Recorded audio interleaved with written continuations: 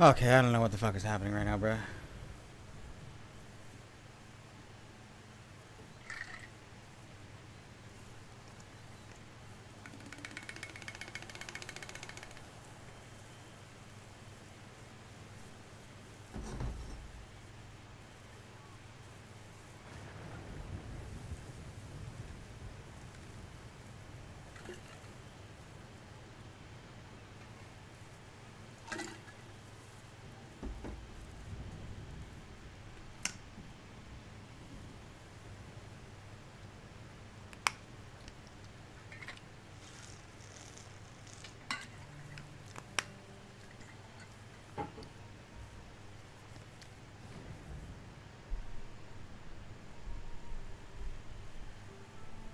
Alright.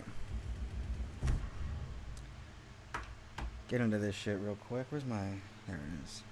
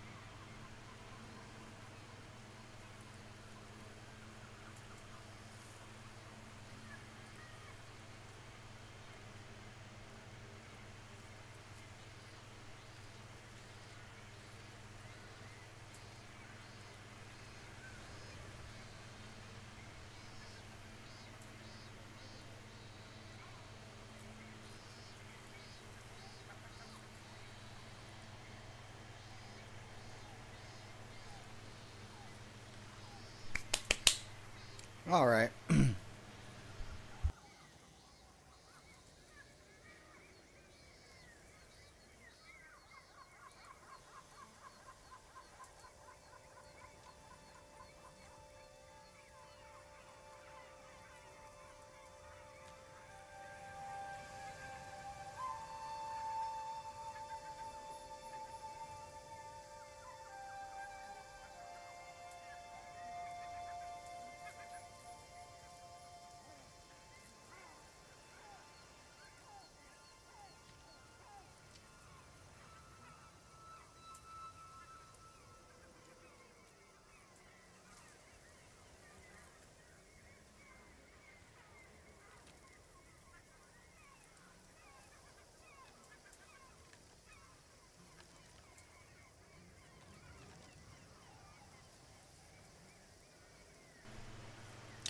Alright, there we go. Just had to fix my mic. I think that's better. I think that's 10 times better than it ever could have been. Yep, this is great. The only thing that sucks is, I mean, no matter where I put the mic, it's blocking something of mine. Now, whether it's my weed or, you know, my screen or something else.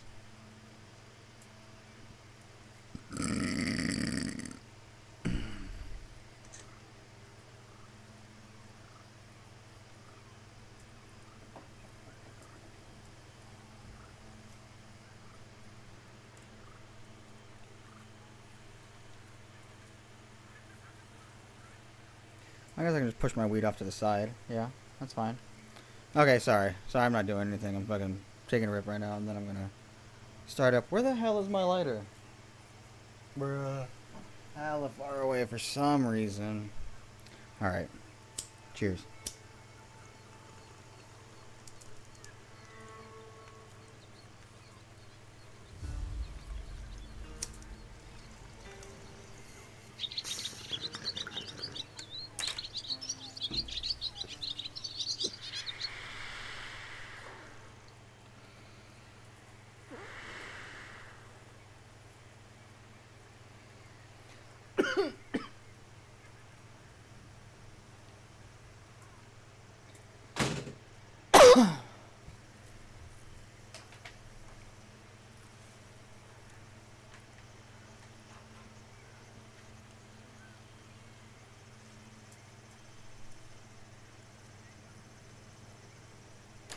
Ah, okay.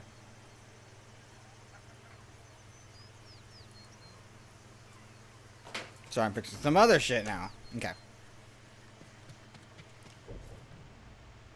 Let's head to this thing first, and then we'll head over there.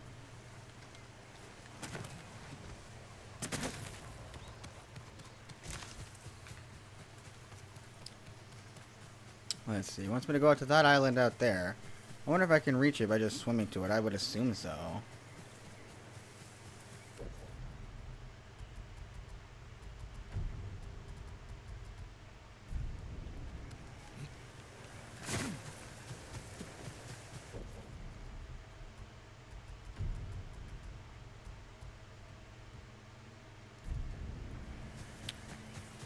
Yeah, I'm not gonna just turn that off if I don't want to talk to niggas. Not that big of a deal.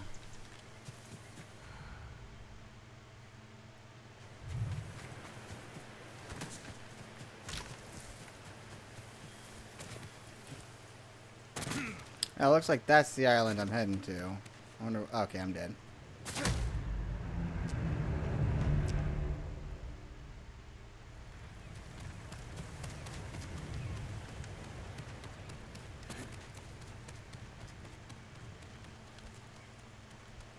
There's no way to climb down? Bull, bruh.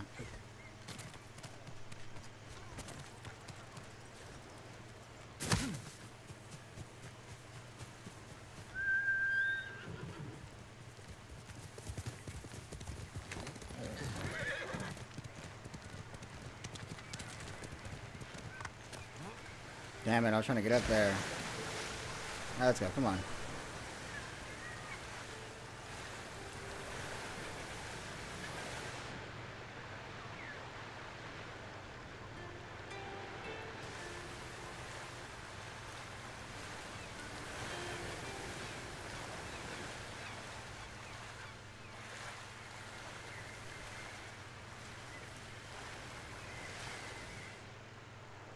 Raiders Promontory. Alright, it seems like there's a bird here telling me that there's something here. Hey, buddy. Oh, Birdie wants me to go over there. Yeah, fuck you, bro. I'll go back over there in a minute. Ooh. Mongols capturing monkeys?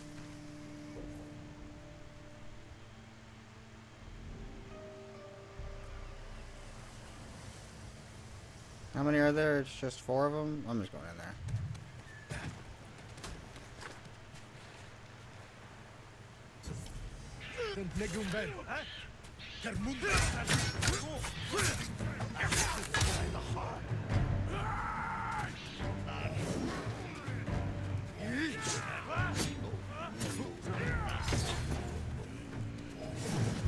Oh shit, it's one of these assholes!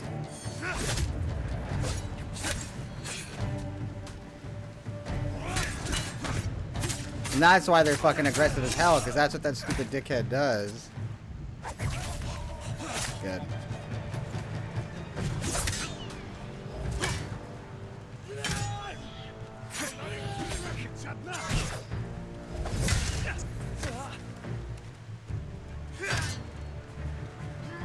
Dude, like, who do you think you are? You don't get to block that shit. Like, you literally don't get to just sit here and block my heaviest fucking attack. You just sit there and take it and die, bruh.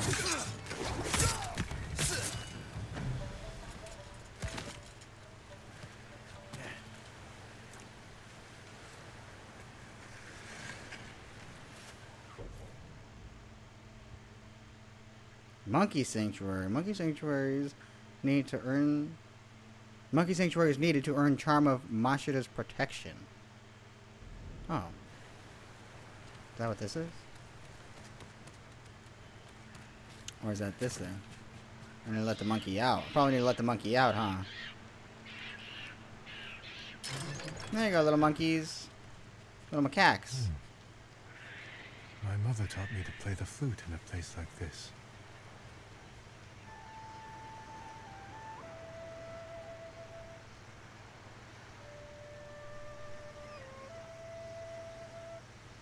The way the monkeys dance reminds me of a song my mother taught me. Let's see if I remember it.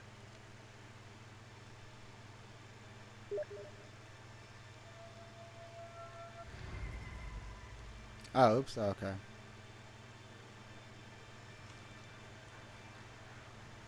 Let me try it again, nigga.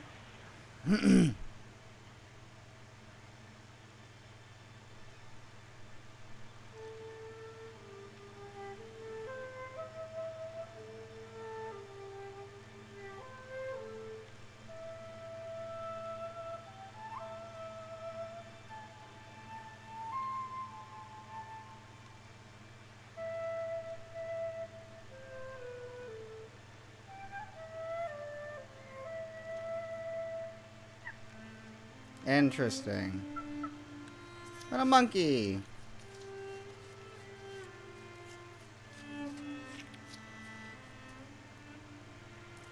That was the first song she tried to teach me. I pouted when I couldn't learn it. So she played with me.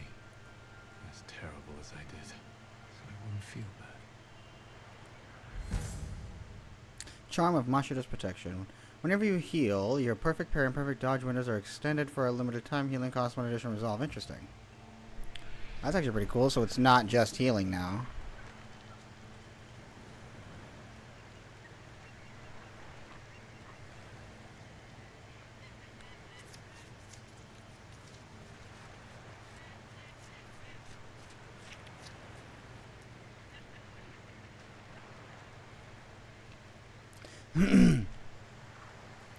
Little monkeys. Okay, there's something else on this island. Let's go check this out.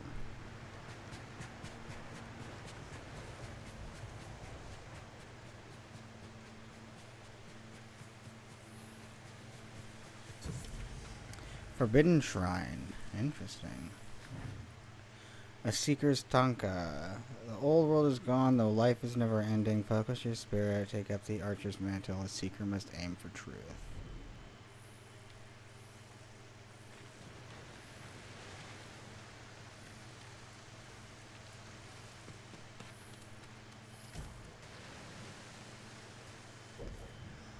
I have no beautiful words. Protect me from Mongol eyes. Shield my mother and my wife from them. Shelter my sons and my daughters from them. Hide my harvest so we can eat.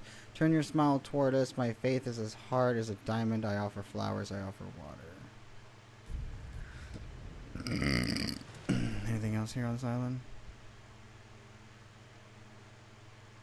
Wait, there's something I can do. What the hell? What can I do for this? What am I supposed to do here? Can I shoot the fans? Is that what I'm supposed to do?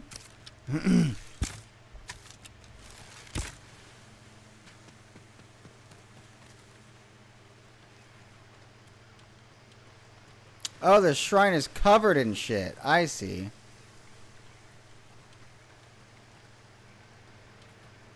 How am I supposed to get it off?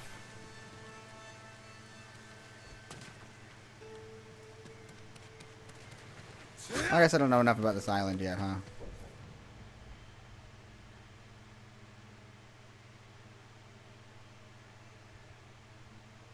Oh, so I can end up heading back to that, I guess.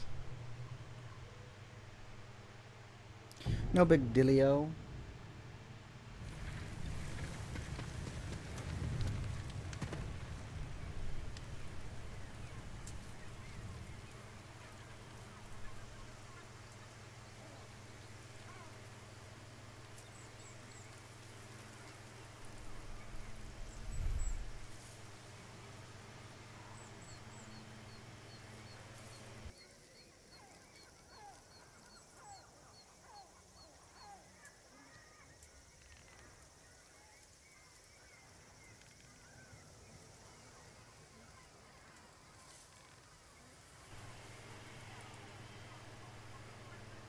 Hello, hello, hello, hello, hello. Okay, perfect.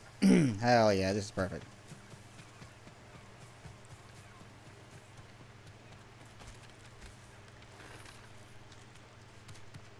Wait, but there's a... Oh, wait, it wasn't this one. It was the other one I did. You know, what was this? There was a... Man, whatever, bro.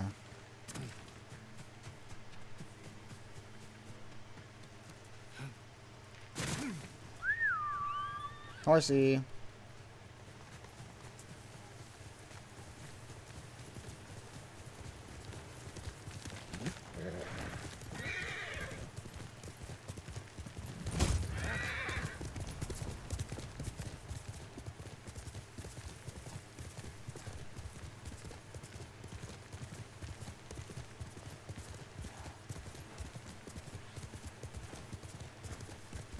Where's that bird? That bird wanted to take me somewhere else, bro.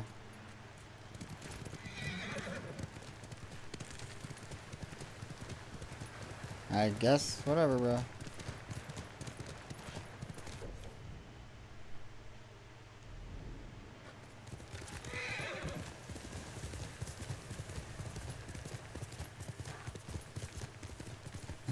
I guess I don't really care, bro.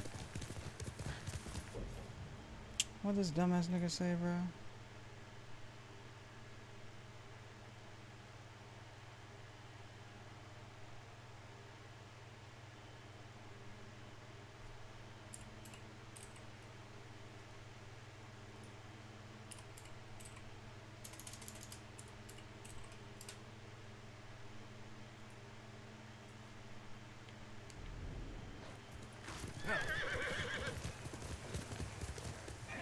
Nice. Is that a kitty cat? Oh, it's gone.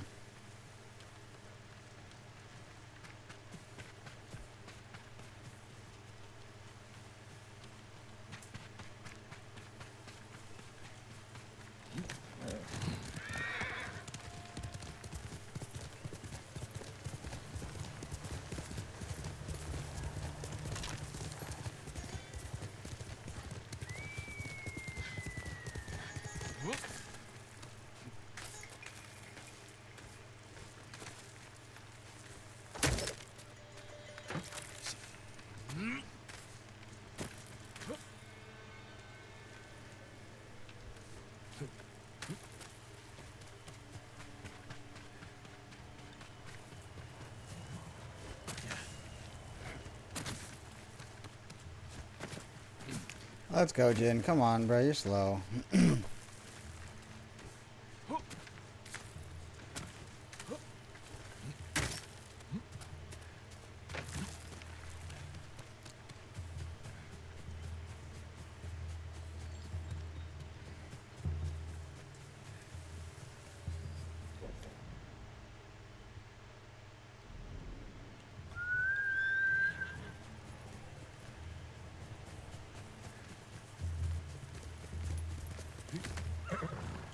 Good team.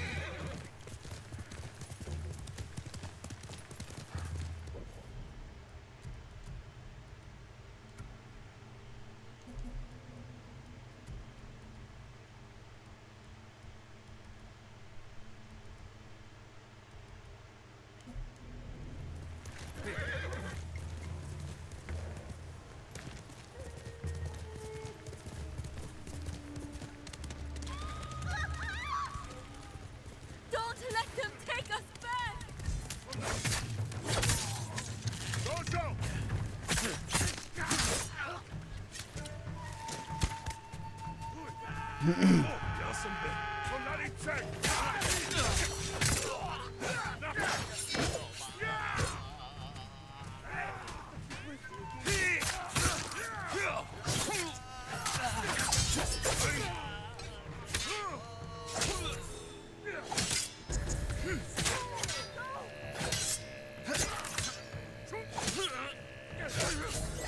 Dude, oh my fucking god!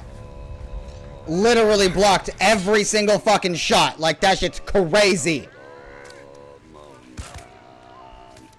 Wow, that shit's crazy.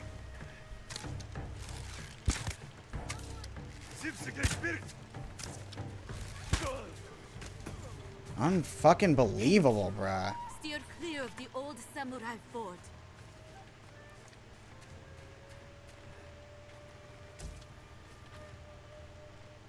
Did you come from Fort Sakai? Yes. The Mongols hold it. They drive captives mad. The screams make sleep impossible. You're safe now. Find shelter. Thank you, stranger.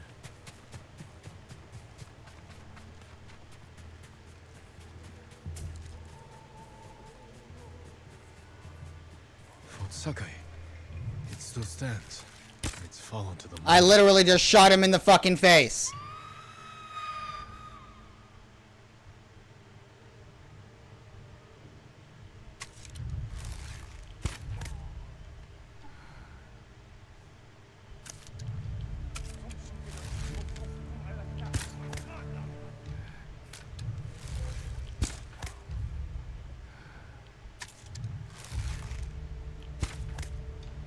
Yeah, dude, 2 shots to the fucking face. Oh, he's some fat guy, that's why.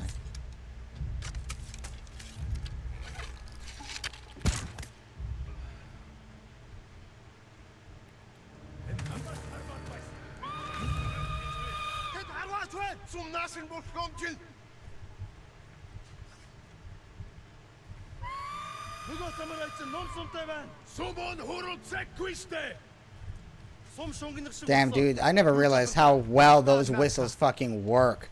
Like, if you don't know that's what that is, that shit terrifies the fuck out of you. Right? I mean, almost like against your will.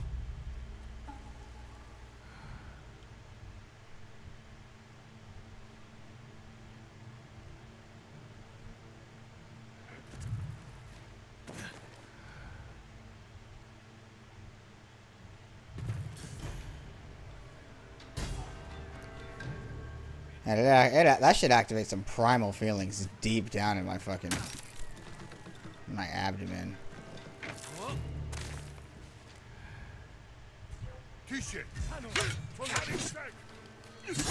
Cool. Like, I love how I'm literally sitting here doing the thing that's supposed to automatically block shit, and yet he just smacks me in the face anyway.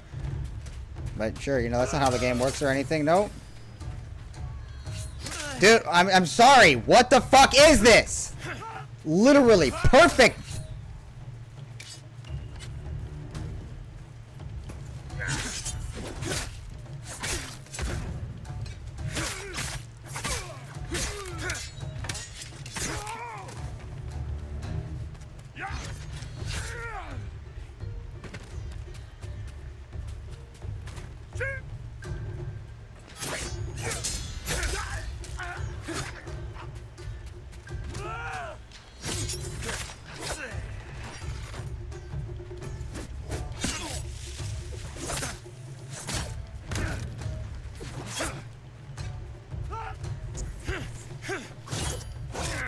Cool, more perfect fucking, like...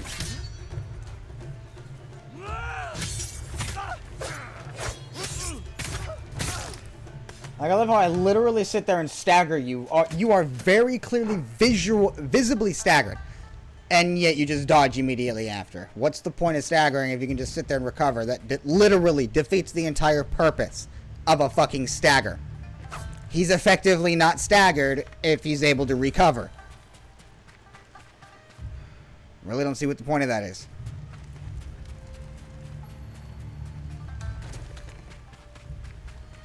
Like, I love how it's pretty much collectively agreed breaking your own goddamn rules is difficulty. Like, that's not difficulty in any way, shape, or fucking form.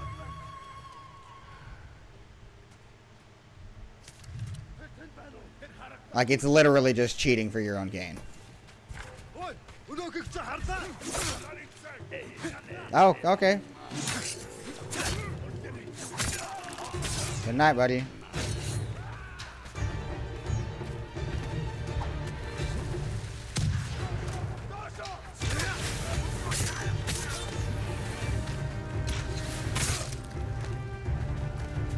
I need to stop relying on swordplay and actually use my fucking abilities. Damn, these guys are fucking skilled with that shit. Bro, I'm sorry. I was literally spamming B and moving. So I don't see how the fuck you're able to just sit there and completely cut me the fuck off. Like, without flanking. Like, you literally cut me off without cutting me off.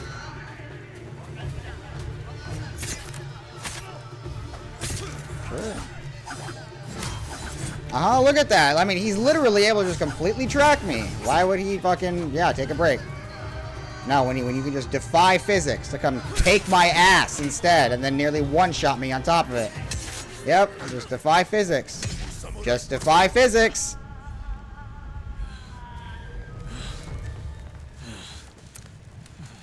Yep, I'm really enjoying myself. This is honestly just pissing. Oh. Oh, never mind. I didn't realize this is what was supposed to happen. I'm too good at the game. That's what it was. And it was trying... Never mind. I get it now. It was literally handicapping me because I'm too good. I was just killing everybody and I would have kept killing everybody if they didn't shut me down.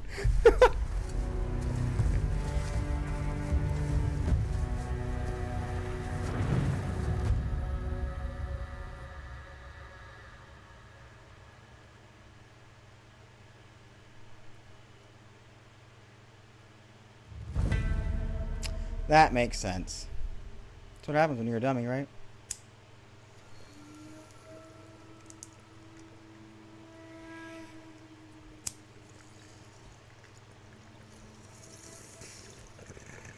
Neo. Are you the eagle?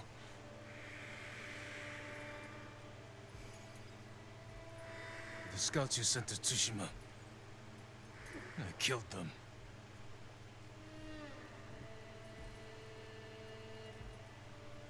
Khotun Khan is dead. We defeated his army on Tsushima.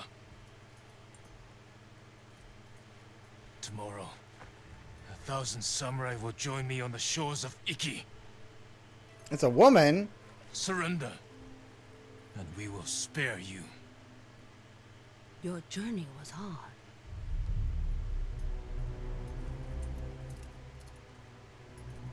Drink? There are easier ways to kill me. I do not harm my guests.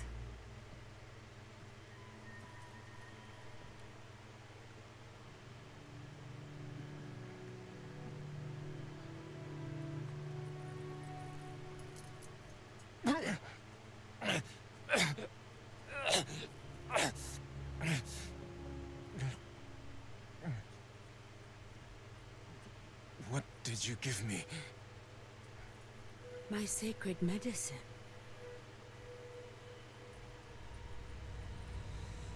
Save your strength.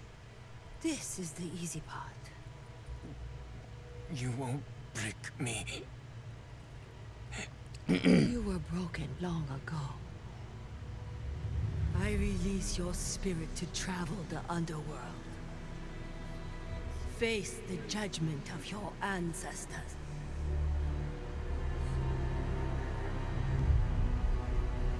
Oh, what's up, Goose Boy? Oh, for sure. I should join. Carlos should be getting off soon anyway. Hold on, wait. I gotta wait for this cutscene, I guess. This is exactly what I thought when she said you were broken long ago. I'm like, what? When the nigga saw his dad die? Yuna comes to the island? No way. You know? I told you not to come. Lucky for you, I didn't listen. I borrowed the first ship I could find.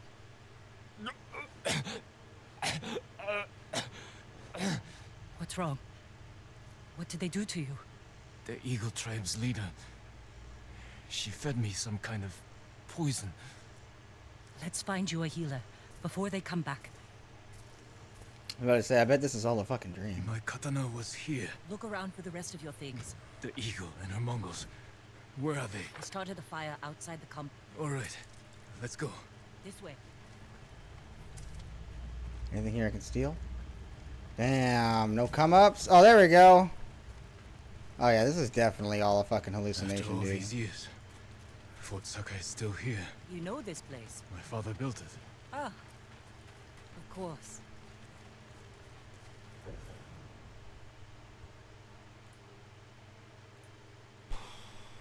What up?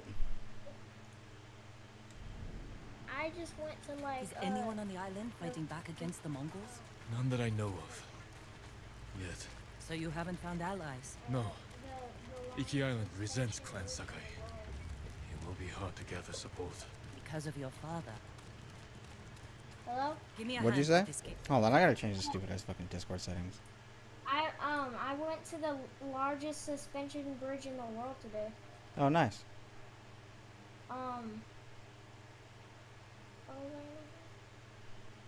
And I brought this camera I got a while ago, like in like the Christmas of like 2020, I think. And I brought it, and so far it's and I've just been using it to like take pictures and videos, and it's really good.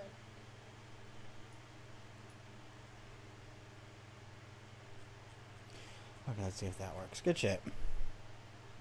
Yeah, I'm gonna see which ones I can send, because I have like some pictures on my camera. I don't want to send them to Discord. When will the other samurai get here? Other samurai? I didn't tell anyone. Not even Sensei Ishikawa. Yep, that's what I Was knew your it. father killed at this fort? This place is a No. fucking. We were ambushed in This the is all a canyons. dream. So you were there with him? Yuna didn't know any. You didn't know any. Yuna didn't know about me saying any other samurai. Where to? There's a ravine And even across if she the did yard. hear it, she would know We that's can escape that bullshit way. because she knows that we're exiled I'll follow and that you. we killed Shimura. Who's in your father's ambush? And she also knows this already. Sometimes I can't either. Yeah, she already knew about our dad dying too. Try climbing down. What do you see? Yep, see, exactly, and that's the fucked up lady. Why didn't you help me? Father? You let him kill me. Fucking knew it, bro. I wanted to save you. You saw your father die. Bruh, now she's Something's wrong. dead.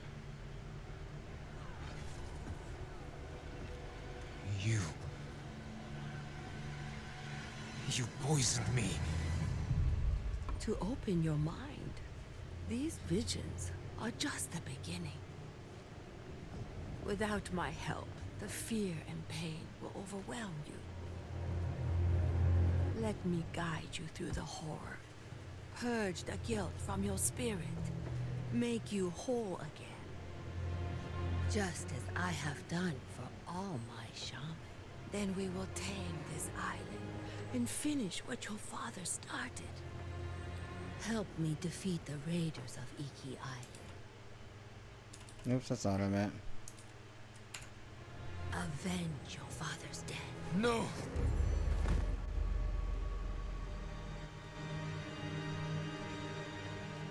Jill!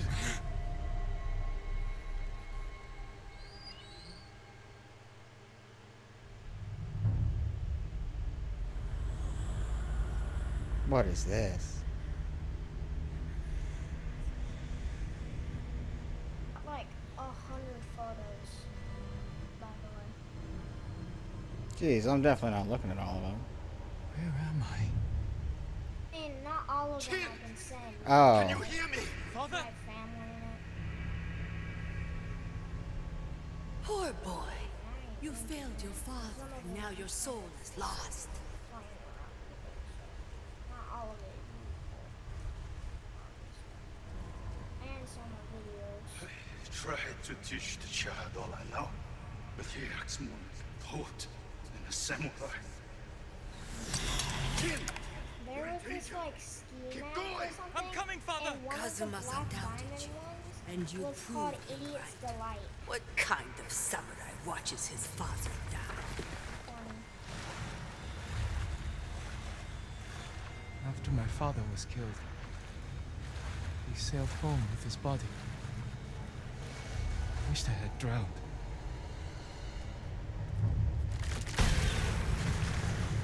Soft. Clumsy. If he dies in battle, future of our plans is in danger. Your Like, father never wanted you on like, Iki. that is, Everything like, you do 4,000 tarnishes the pixels. Sakai name.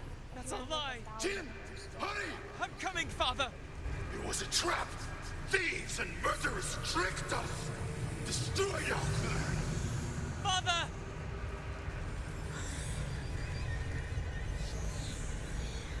Run, Jin! We're almost there! You let your father die. No!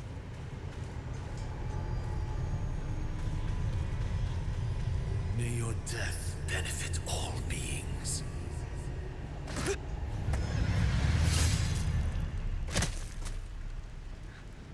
Father.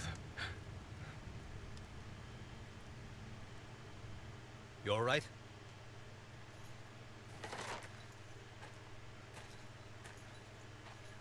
The eagle. She's close. We better go. I know someplace safe.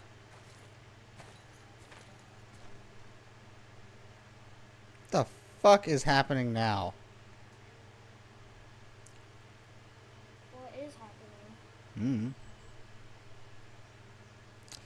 I don't know. That's why I You weren't asked. looking so good. I let you rest. Who are you? Answer me. You're used to talking that way to people on Tsushima, but not here, samurai. I don't even know if you're real. You just killed someone. Draw your blade. Took a nap, Find out how real I am. I guess. If you're from Iki, you know who won the Battle of Cloud Forest. Rained 2 weeks straight before that battle. Flash flood killed samurai and islanders alike. We all lost. My turn to ask questions. What's a samurai doing on Iki Island? The Eagle sent a scouting party to Tsushima. When I saw what they did to our people, I knew I had to stop them. So you saw the effects of her poison. More than that, she made me drink it. And you can still hold a conversation? First time I've seen that. How long does it take to wear off? As far as I know, it doesn't. I won't let that stop me. How long have the Mongols been here? Few weeks. Wiped out most of the raiders. Margaret! My crew are the last holdouts. I can help you fight back and drive the Eagle from Iki. A samurai. Helping raiders. Anything to stop the Eagle. What's your name? Jin, from Yarikawa. Let me think about your offer.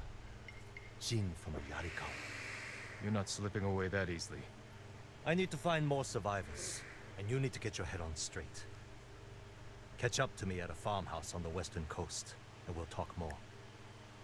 If the eagle's poison doesn't break you first. It won't.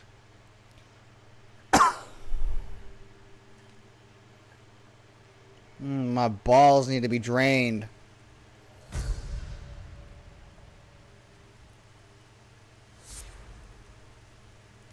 I need a lady who wants nothing more than my balls to be drained.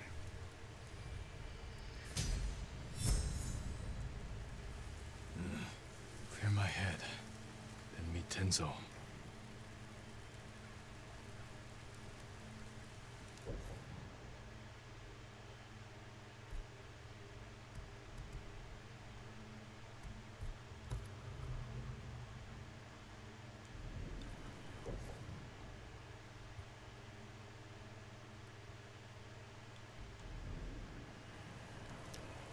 I can't let the Eagle tribe destroy this island.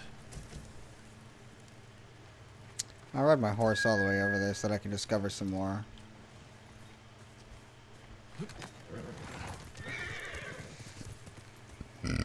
This is pretty. You ran Whoa! from your father's death for years. There is nowhere left to run. The nightmare will grow worse. You cannot face your father's death alone.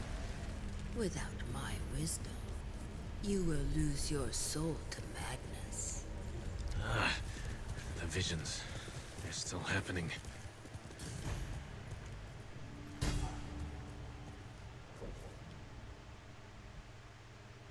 Did you trigger like a secret boss fight or something? Like, No, this is all DLC. oh. So this is, yeah, it's like, it's not new. It's just different from the original game, you know? Yeah. It's like he like trigger the secret boss in like Dark Souls. You run from your father's death for too long. Right, and then the ghost of your father comes and tries to kill you. And it's got like this crazy theme. Ooh, bamboo strike. Thanks, birdie.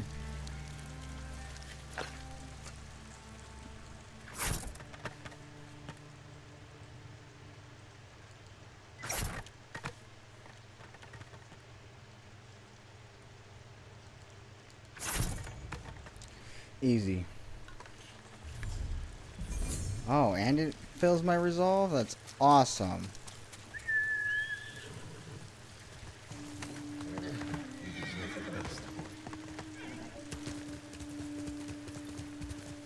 Kill enemies without healing. Okay, I can do that.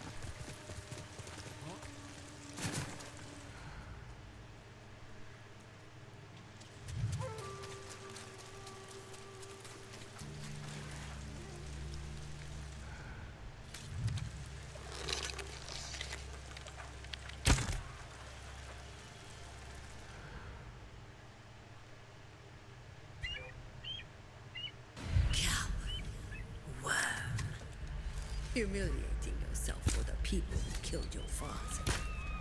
All that you've seen me. Not real.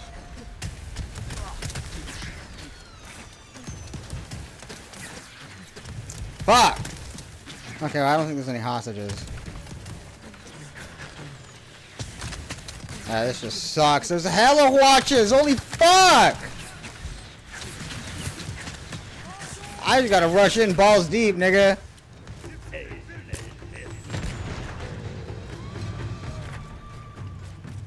Yeah, what, you thought you were gonna be able to hide there, you little prick?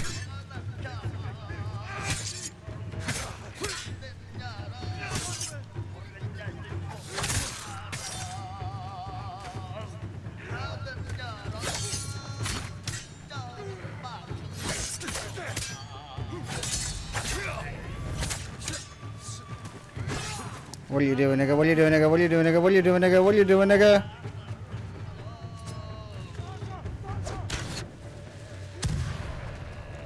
Wait, did I heal? I didn't think I did. Oh, maybe it counts that as healing even though I'm not healing.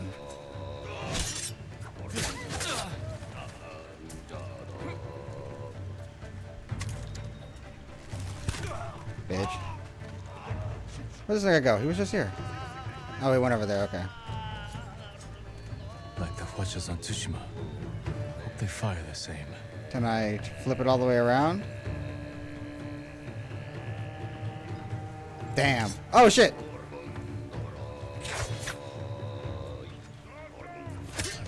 That shaman. The warriors surge at that shaman's. Get down, nigga.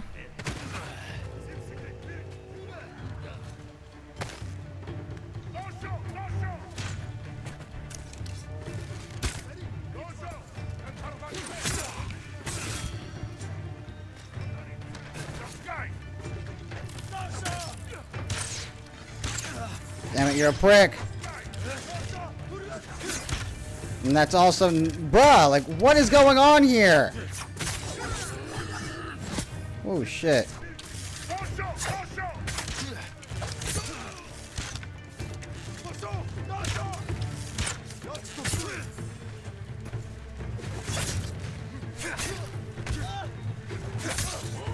Yeah, this is not very good, bro. I gotta be honest.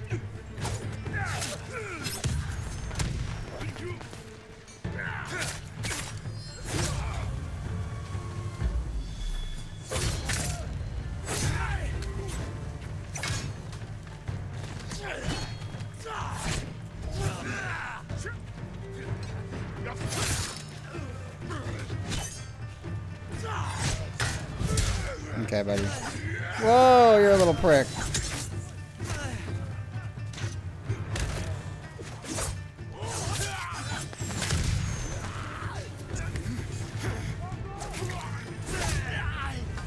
Fuck that asshole, bro. God damn. Yeah, you're next, leader.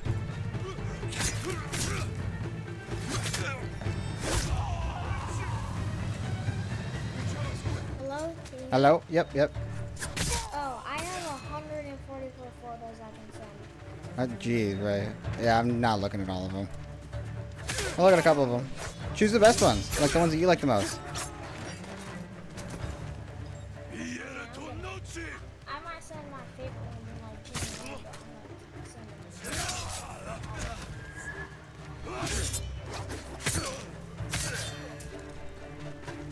sending Who else is here? There's more niggas? Okay.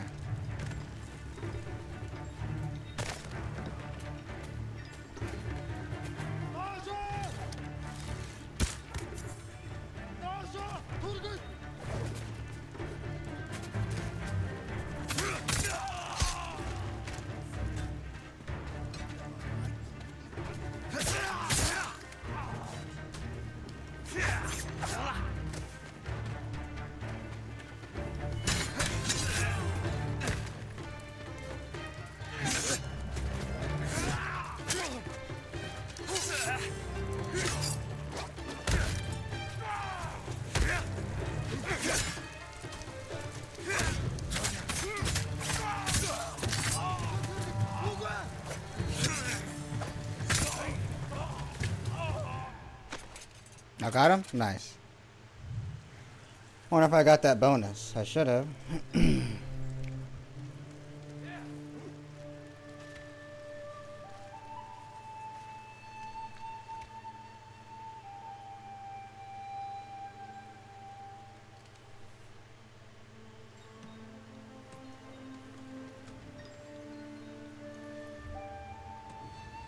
Nice. Bonus objective completed.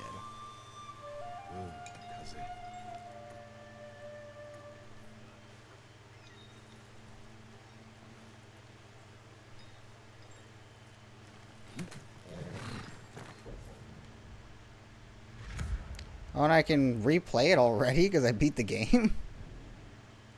I followed her from the beginning. Right out of Fort Sakai, huh? Earlier, when she killed, what's his name? The fat smuggler. Wait, who are these guys? That's when she made a name for herself. Like, what faction are they part of? This was calling home. Fucking random niggas?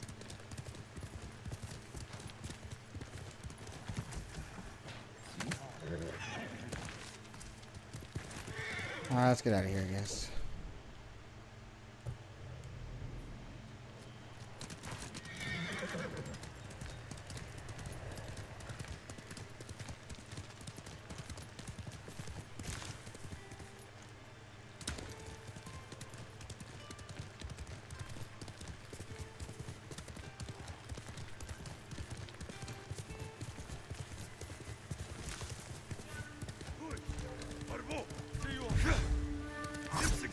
Bruh. Like, it's crazy to me that feature just doesn't fucking work. Okay, these guys are pricks. Why are they everywhere?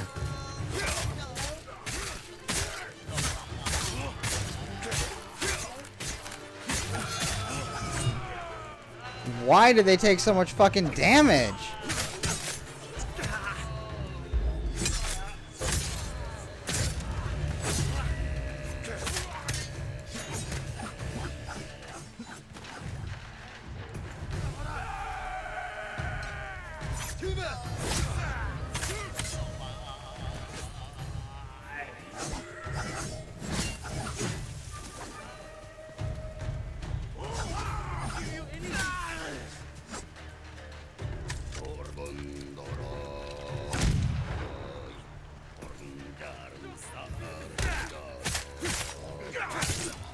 Fucking god damn, dude, they take a lot of damage.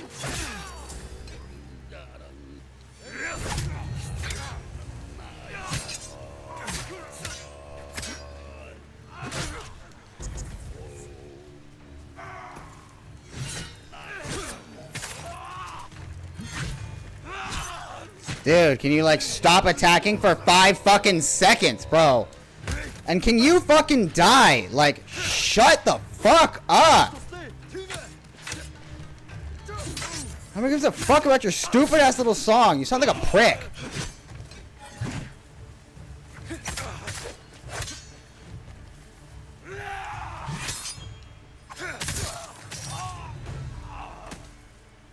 Fucking cocksuckers, dude. God fucking damn.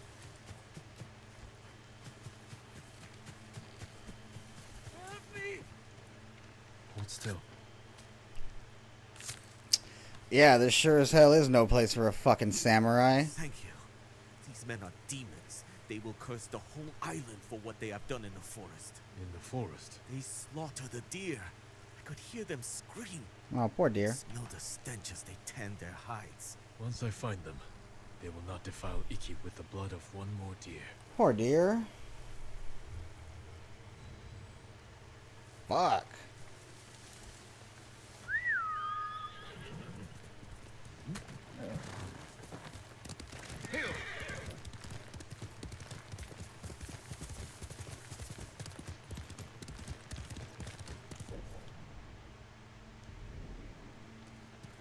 There's a quest right here?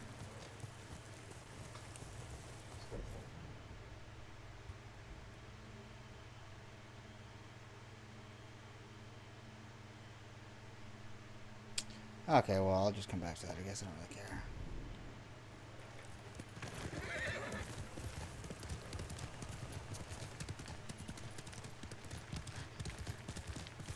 Ghost of Iki, they call him. I'll take him over a dozen samurai any day.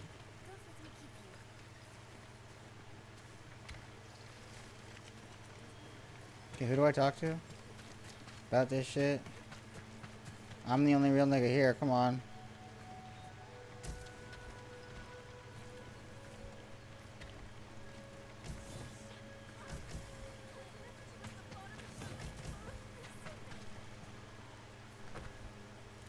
Oh, it's that chick.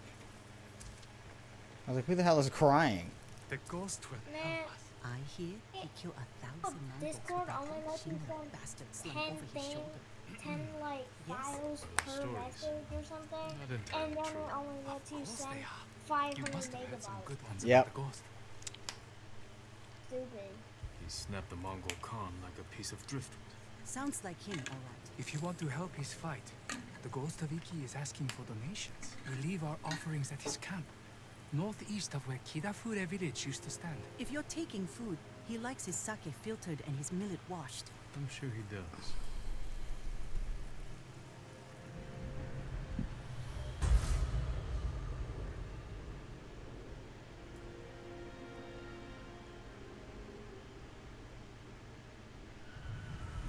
I hope the ghost hears our prayers. Hearing's one thing.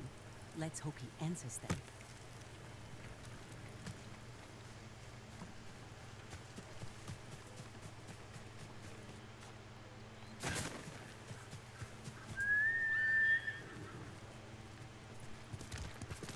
Wonder who's been impersonating me. No, that's not what I'm doing. I'm doing this.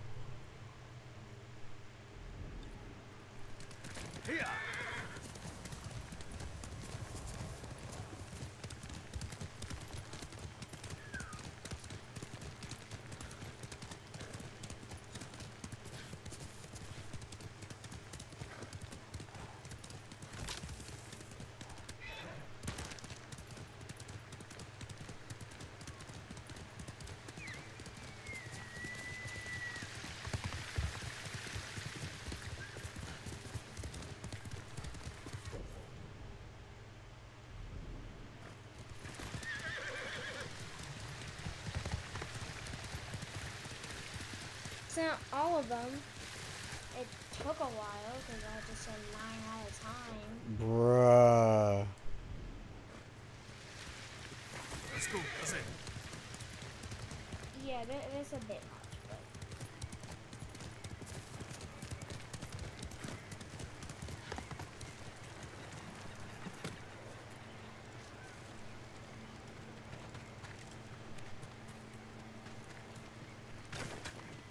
Jin from Yarikawa. Didn't think you'd make it. Yeah, almost fucking didn't, bruh. What happened here? Friends of mine lived on this farm. I hoped they'd join our fight, but those Mongol bastards got to them first. The least they deserve is a proper burial. Won't be long. I'll help you. You don't have to do that. I know. I want to. Grab a spade.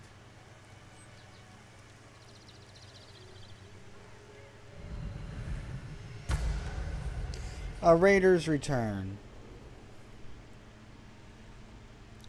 I think I'm gonna take another bomb rip. Oh, you know I'm gonna get in my fucking the chair. May they find peace in the next life. I didn't take you for a religious man. I'm full of surprises. You said you would think about bringing me to your crew. Yeah, what's up? Have you made up your mind? Yeah, depends. sorry I left. Hold on one sec, sorry. Poison still affecting you? I touched my But it hasn't slowed me down. power cord or Take me to something meet on your my raider friends. PC a bit Prove too I can help you fight back. lightly, and it, you can just touch it with Alright, your samurai. pinky toe, and it just You've got a ride ahead of us. Try and Ooh. I've done it 10 times already.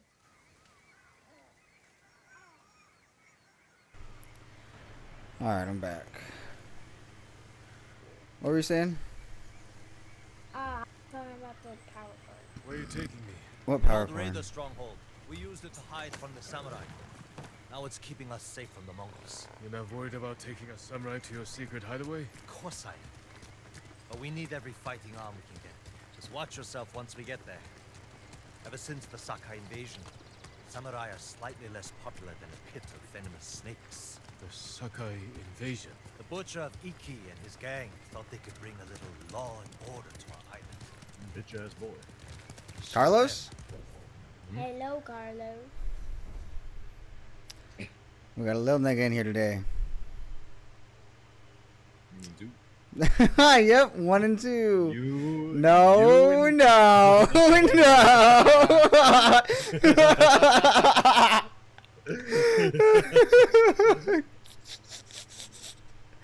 Oh my god, that's hella funny, nigga. No, no, no.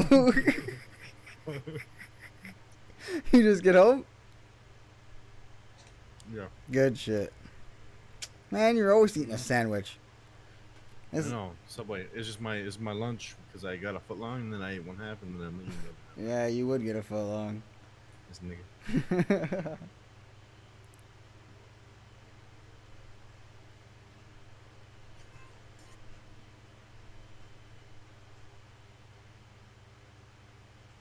I thought you said you finished it, or are you working on something else?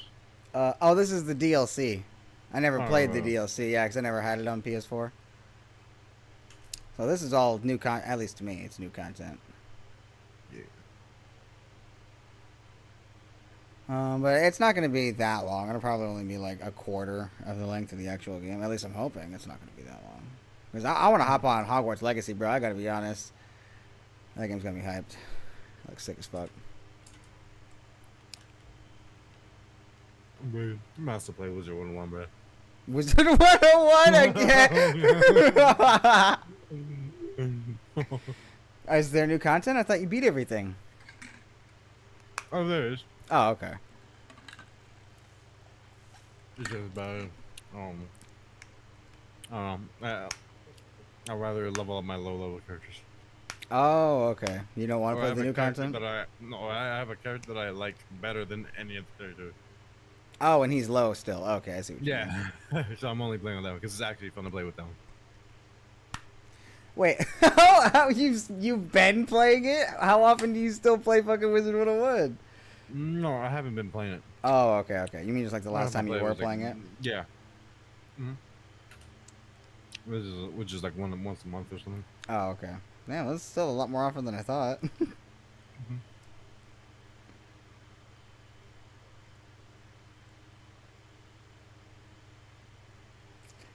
What happened to the other 101s? I mean, I thought we had this conversation. The other 101s are all Pirate dead and 101? gone, right? Like Pirate, Pirate. yeah, and there were like 3 or 4 other ones. I mean, people still play them. Oh. They're actually like there's a lot of people that play them. Oh, interesting. It won't be dead. Wizard 101's not dead. Well, no. I thought don't think- Wizard 101 was the one that had a lot of players, and then the other ones were like dead. Oh, I don't know, man. Oh. I don't play the other ones to tell you. Oh, okay. I remember the last time we talked about this. I'm not gonna say like you knew. You had some opinion. I thought that's where I got it from. But I guess I might be tripping. I'm a fucking crazy person. Not before losing. Imagining shit.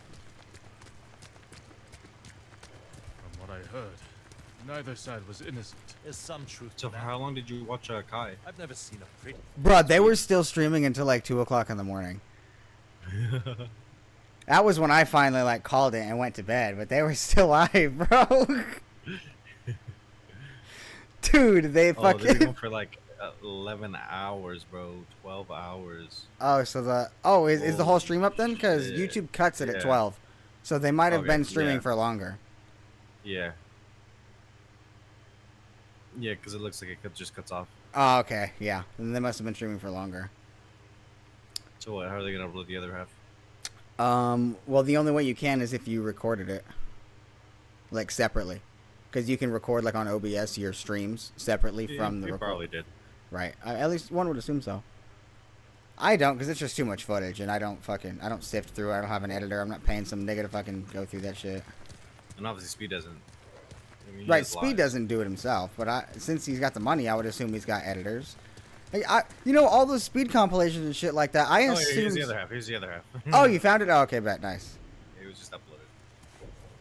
Oh shit, I didn't even realize you were live. Or you know what? on I Discord. guess he like. Oh, okay. I guess someone told him his to start another one up or something. Oh yeah, that must have been what it was. Someone was just on the phone with him. He's like, "Alright, you're live." Oh, and this was long before I stopped, or yeah, this was long after I stopped watching, bro. So, bro, they just kept going. Oh, and they've got. Oh, so they started it right before the thing ended, right before the cutoff, because they started at like 11:45 or some shit like that. Yeah. Nice. So the whole 11:34. 11:30. Okay, so the whole thing is on YouTube in a stream form. Yeah. Now, I had to learn that shit the hard way, bro. Like, remember those long ass ARC streams we used to do? Yeah. There's a hidden entrance to the stronghold up ahead. Mongols, they found the entrance. Let's see Hold how up, I'm gonna go quickly we can grab some make sparkling water. Face me! What'd you say? Grab a drink. Oh, okay.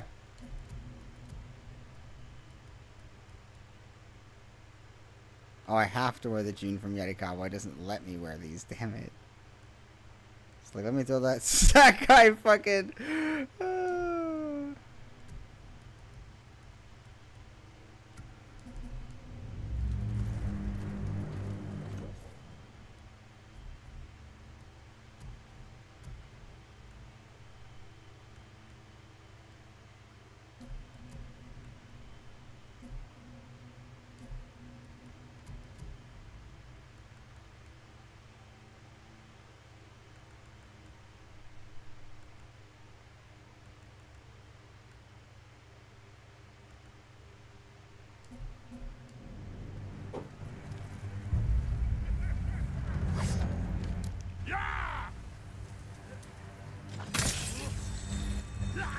Alright, I'm back.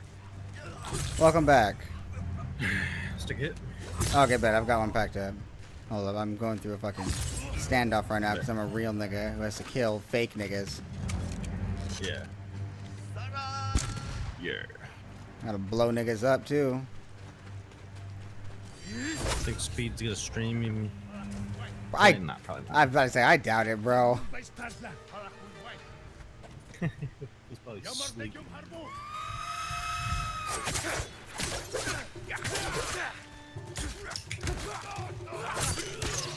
Oh, I was using the wrong thing. No wonder these niggas be having so much health. Okay.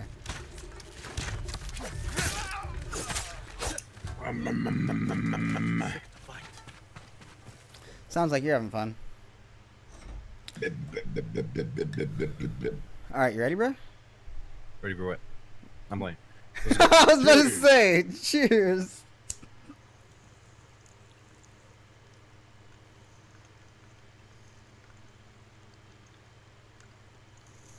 Ready, Freddy?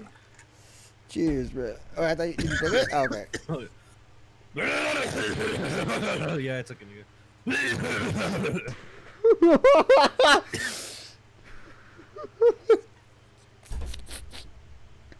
Okay. Making sure you're in the cause, bro. No. Oh, because it didn't feel like it was all that long. You were just all like cheers, and then like 2 seconds later you started talking all normal. So I thought you didn't rip anything. No, I hit it for like 6 seconds. Oh, okay. Because mine's instant, you know. Oh, yeah, mine takes like, I don't know, a half a second to like warm up. If you hit it within that half a second, nothing really happens. Oh yeah, I'm pressing my button, so it's already starting the timer before I even put it in my mouth. Oh yeah, that makes sense. No Diddy. Okay, bro. Fucking Diddy. That shit's crazy, bro.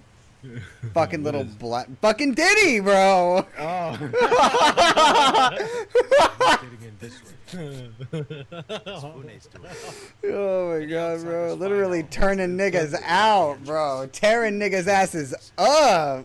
No exceptions. I hope she's more welcoming to him. Dude, one of my coworkers and I, we were talking about that shit, and he's like, he's super into rapping, and so he he makes his own music and everything. Honestly, bro, I don't even know what he did, bro. I just know. His Something entire related to like children, something like that. basically every rapper who was young-ish, and even those who weren't really, who were involved in his label or even weren't, like just a lot of niggas in the music industry got fucked by him. Literally, bro. Like either at his parties because of how popular and how famous he was, you know, just how much control he had, so he'd like drug niggas and fuck them, or because he had control over their career. I mean, he was just a power rapist in basically any goddamn way imaginable. It's worth a shot. Wait, what? You're cutting out, bro. Oh, sorry. He was just a power rapist in like every way imaginable. Controlling people's careers, controlling people's lives. I mean, Usher and a couple other artists, they were like 14 or like 13 when they first signed on to him, and their parents literally signed like his conservatorship over to Diddy. So he was essentially, Diddy was essentially their dad. Like she can read your mind or something? No. And just had complete control over them, bro. Fucked them in their butts. And then there's like, videos and shit of like, I mean, the whole thing is just crazy, bro. Like, I don't even, it goes so deep, and then a lot of it has actually come out like as video proof. So, yeah, good luck finding it though. Reddit. Yeah. Probably not. No, actually, Reddit scrubs that shit. Samurai hat. I don't remember who it was. It was either Usher or the other one. I can't remember who it was. Usher or fuck. You'll have to search it up because I don't remember all of it. I'm not super deep into the rap drama because that's essentially what it is. Even though this is all like, you know, sex crimes. Do pirates have to mug off? But my coworker was telling me about it, and he's all like super deep into the rap shit, and like he was telling me about how there are videos of like audio and niggas like actually getting turned out and shit like that. And I'm just like, bro, what the fuck is this? I don't know. Diddy's been on the run for like the last 6 months or some shit like that. Like, cause the FBI's been chasing his ass down. Oh, and he's also an FBI informant, so never mind. They aren't actually chasing his ass down. It's somebody else. I don't remember who it is. Look for a way around. There's a whole bunch of shit, bro. It goes so deep.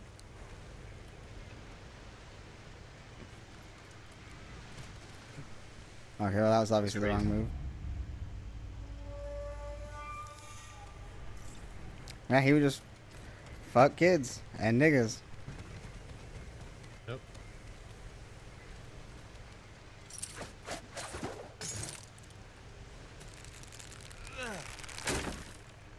Minor setback. Look for a way around.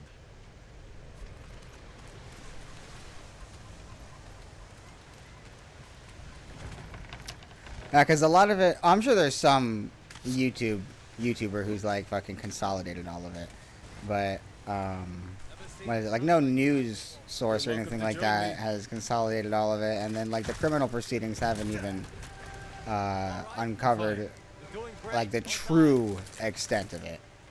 Because Diddy, like essentially what's come out is he's like Jeffrey Epstein mixed with Harvey Weinstein mixed with fucking Bill Cosby. Like, he's literally all three of, like, the worst rapists that have come out in, like, the last 30 fucking years. Friends of yours? What do you call them? Friends? Yes, I knew that. That makes 4 craft we've lost to the Eagle's warship.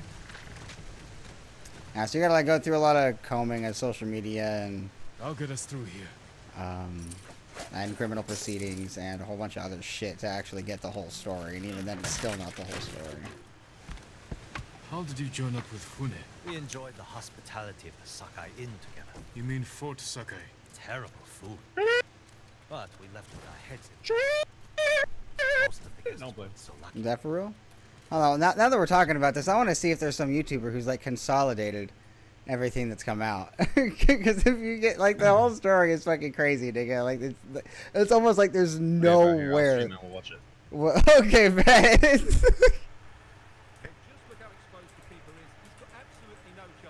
Diddy documentary? What the hell is that? Oh, Surviving Diddy. Right, I forgot that's a thing. The Diddy Files. Did he do it?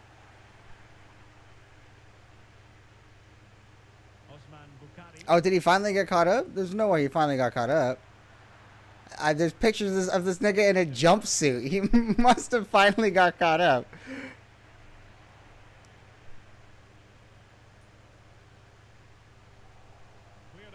The extremely powerful executive Sean Diddy Combs has had an ominous presence in the music industry for the past 30 years. From his suspicious involvement in the demise of Tupac and Biggie, his secretive ritualistic parties in the backrooms, as well as numerous accidental confessions, has made the public pre-decide that he is guilty of all.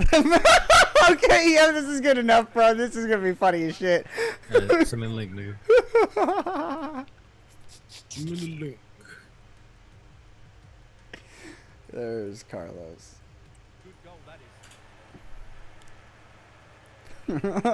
Just that thumbnail, nigga, like. Oh my god. The Diddy Files? The Diddy Files, bro. Surviving Diddy is like the Vice version. It's essentially the same thing, but this one looks like it's gonna be fucking funny. In the first 5 seconds, like he's talking about how this nigga's fucked up and how there's so much shit that the public doesn't even fucking care anymore. This nigga is just guilty. The extremely powerful executive Sean Diddy Combs has had an ominous presence in the music industry for the past 30 years. From his suspicious involvement in the demise of Tupac and Biggie, his secretive ritualistic parties in the backrooms, as well as numerous accidental confessions, has made the public pre-decide that he is guilty of all accusations against him. Not only have multiple women filed formal lawsuits alleging him of violent sexual assault and humiliation, but now the federal government raided his home as they investigate his... Yeah, dude, and there was footage of this nigga, like, booking it out of his house. Technically, at the moment, he is not being charged of any crime, but any day now, Diddy could feel the wrath of the American justice system. Oh, so he still hasn't gotten caught up then. Damn. He never wanted the world to know, with the goal of determining one thing: did he do it or not? That's what I'm saying. Did he do it?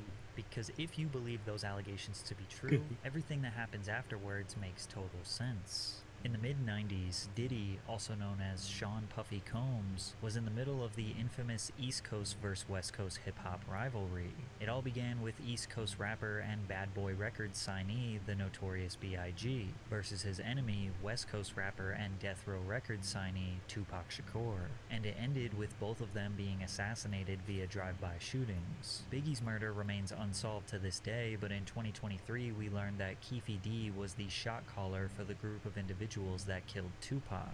Although we do not know the specific details as to why these two rap legends were killed, through all the theories, key information, and first-hand recollections from friends and witnesses of both murders indicate that Sean Combs had involvement in both murders. Biggie and Tupac were friendly and actually respected each other at first. Tupac had begun rapping in 1991 and within 2 years already had earned a platinum album. Biggie was a crack dealer who recorded freestyles for fun, until someone sent his tapes to Puffy, who signed him to Bad Boy Records for $25,000. Puffy was also able to use his status in the music industry to connect Big and Pac. Pac became a mentor to Biggie. He once even asked him to be his manager. I was there, nigga. I trained the nigga. He used to be under me like my lieutenant. The nigga I used to come to New York. I used to do shows and let the nigga come on before I did keep your head up and get around. Because nobody knew the nigga in New York. And I used to tell the nigga, yo, if you want to make your money, you got to rap for the bitches. Do not rap for the niggas. I told the nigga, don't rap for the niggas. Rap for the bitches. The bitches are buying records and the niggas want what the bitches want.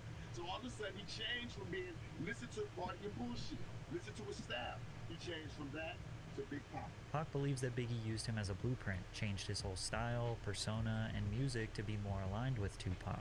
Many people speculated that Diddy also had a slight obsession with Tupac. He started dripping himself in Versace after Tupac did it first. He also got romantically involved in women after Tupac had ran through them first, like Sarah Chapman, who ran around with Tupac in the 90s and is now the mother of one of Diddy's children. Pac's claims aged like fine wine when recently the internet figured out that Biggie's most successful hit, Juicy, was actually stolen by a Mississippi-based artist called Notorious B.I., who released a song called Big Daddy a year before Juicy. That fuck no, nigga.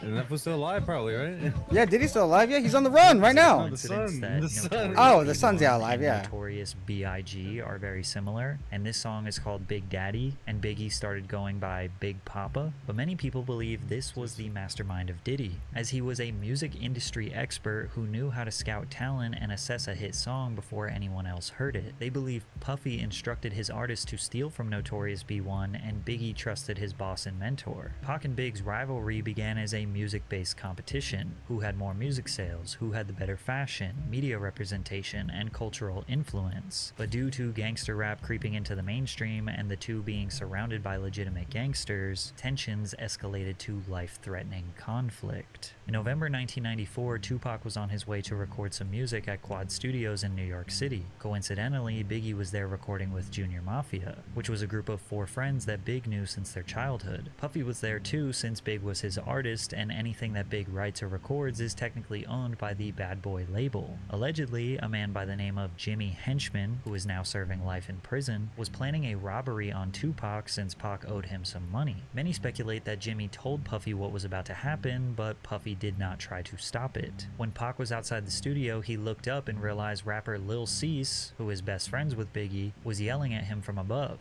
He was excited to see him because they were friends. He told him he was going to go downstairs and meet him in the lobby. Pac got to the lobby downstairs when some men attempted to rob him at gunpoint, which quickly led to conflict and Pac being shot 5 times. In the middle of that trial, Shakur was gunned down, shot 5 times in what he claimed was a murder attempt and police called a robbery. As the police did their investigation, you can see Diddy looking around scanning the area with his head down. Keep in mind that after Tupac was shot, he got in the elevator and went upstairs where dozens of Bad Boy affiliates were located. Pac was interviewed by Vibe magazine detailing the night he was shot and the energy of the people around him while he was bleeding out. Because Andre Harrell was there, Puffy was there, Biggie, nobody approached me. I noticed that nobody would look at me. Andre Harrell wouldn't look at me. Dude, it's crazy to me that these are all just the last few days. niggas. Puffy was standing back like too. this shit happens I knew literally Puffy. every day. He knew how much stuff I had done for Biggie before he came out. Based on Tupac's words here, fans in the media believe that he was hinting that Biggie and Puffy might be behind the attack, which bothered Big and Puff since publicly at this point they were still friends. Tupac article had me pissed off, you know what I'm saying? And the rumors that's spreading is on some tip like you set them up, you know what I'm saying? And that's crazy. It's just ridiculous, you know what I'm saying? But I also understand that if you was to get shot 5 times, mind is just completely spinning, you know what I'm saying? You're real confused about your situation. So it'll cause you to say things that you really don't mean. To make things worse, a few months later, Pac was found guilty of sexual assault and would end up serving 9 months in prison. This gave him tons of time to think and reevaluate his life. To add insult to injury, Biggie released his iconic cutthroat track called Who Shot Ya, which felt like an obvious diss towards Tupac. But technically, it was recorded before Pac got shot, but it was marketed and released months after the incident. Regardless, the media developed the narrative that Big and Puffy set up the shooting and now released a diss record bragging about their hit, and Puff's full intentions were to stir up drama, as can be confirmed by the former president of Bad Boy Records. Biggie might not have thought that when he wrote the lyrics that was going to be used for that, but the way it was marketed by the company and released in the succession of things that were going on that we were dealing with on all the levels that we were dealing, that record did what it was supposed to do. And that's a perfect example of how my former business partner works and thinks. Pac was sitting in jail already thinking that they set him up, and the release of this song was all the proof he needed. But this wasn't the only shooting that Puffy was involved in. It's also important to know that Tupac signed to Death Row Records while in prison after the label owner Suge Knight promised to use his money to get Pac released. As they were in the process of getting Pac out, Suge Knight and his best friend Jake Robles, aka Big Jake, were at the Platinum nightclub in Atlanta. Suge confronted Puffy at the club and was choking him. Puffy's bodyguard, Anthony Wolf Jones, steps in to defend him, and then things got out of hand. Next thing you know, shots are being fired and Suge's friend Big Jake was shot and killed. Whether or not Wolf shot Jake has never been confirmed, but Suge was holding Puffy responsible for the attack, which was enough to now ignite a feud between the two executives. Quick sidebar, recently fans have noticed that Puffy's firstborn biological son Justin Combs looks a lot like Wolf. How does your son look like your best friend than you? Anyways, in October 1995, Tupac got out of prison and he wanted war. I have no fear. I have only ambition, and I want mine, and I will do anything to protect and feed my family. And these niggas represent a threat. Pac got out and immediately started taunting and scheming on Bad Boy Records as much as possible. In the days after his release from prison, he jumped into the studio to record his next album, All Eyes on Me, and he talked about the anticipated tracks. 2 of America's Most Wanted with me and Snoop. That's gonna be a humdinger, right? Shorty Wanna Be a Thug. That's gonna be a big one. And Wonder Why They Call You Bitch with Faith. That's gonna be a big one. He mentions Faith, aka Faith Evans, who was married to Biggie for over a year at this point. Imagine your wife jumps in the studio with your biggest enemy 1 week after he gets out of jail. Pac was also seen with Faith Evans at Whitney Houston's album release party. The rumor is that Biggie cheated on Faith and that she was trying to get back at him by cheating with Pac. Pac also allegedly started messing around with Mary J. Blige, who was a close friend and business partner with Puffy. Then Death Row Records held a Christmas party in 1995 where a close friend of Puffy, Mark Anthony Bell, was mercilessly beaten and forced to drink urine after refusing to give Suge Puffy's mother's address. Tupac and Death Row did not let off the gas. At the 1996 Soul Train Awards, Biggie won the award for Song of the Year, and Tupac won Best Rap Album of the Year. After Big got his award, he took some pictures backstage and then exited the venue because he had to go to the airport to catch a flight. And that's when Pac and Suge pulled up in a Hummer, taunting them. While we was waiting for the car to pull up, Suge and Tupac pulled up in the Hummer, and Tupac was really loud, yelling West Side, cursing, yelling a bunch of stuff, and Suge came from the other side and was like trying to actually walk up to us saying he just want to talk to Big, like want to talk, but of course everybody got in front. It's a little yelling and arguing for a minute, but police and everybody got in front, kind of stopped everything. Despite Biggie's gangster lyrics, he was really a chill dude who didn't want to beef with Pac. Remember, he looked up to him. He always thought they were friends, but as we are speculating, he seemed to be a pawn in a much bigger operation. He knows you sent somebody to shoot him that first time. Is that true or false? Why?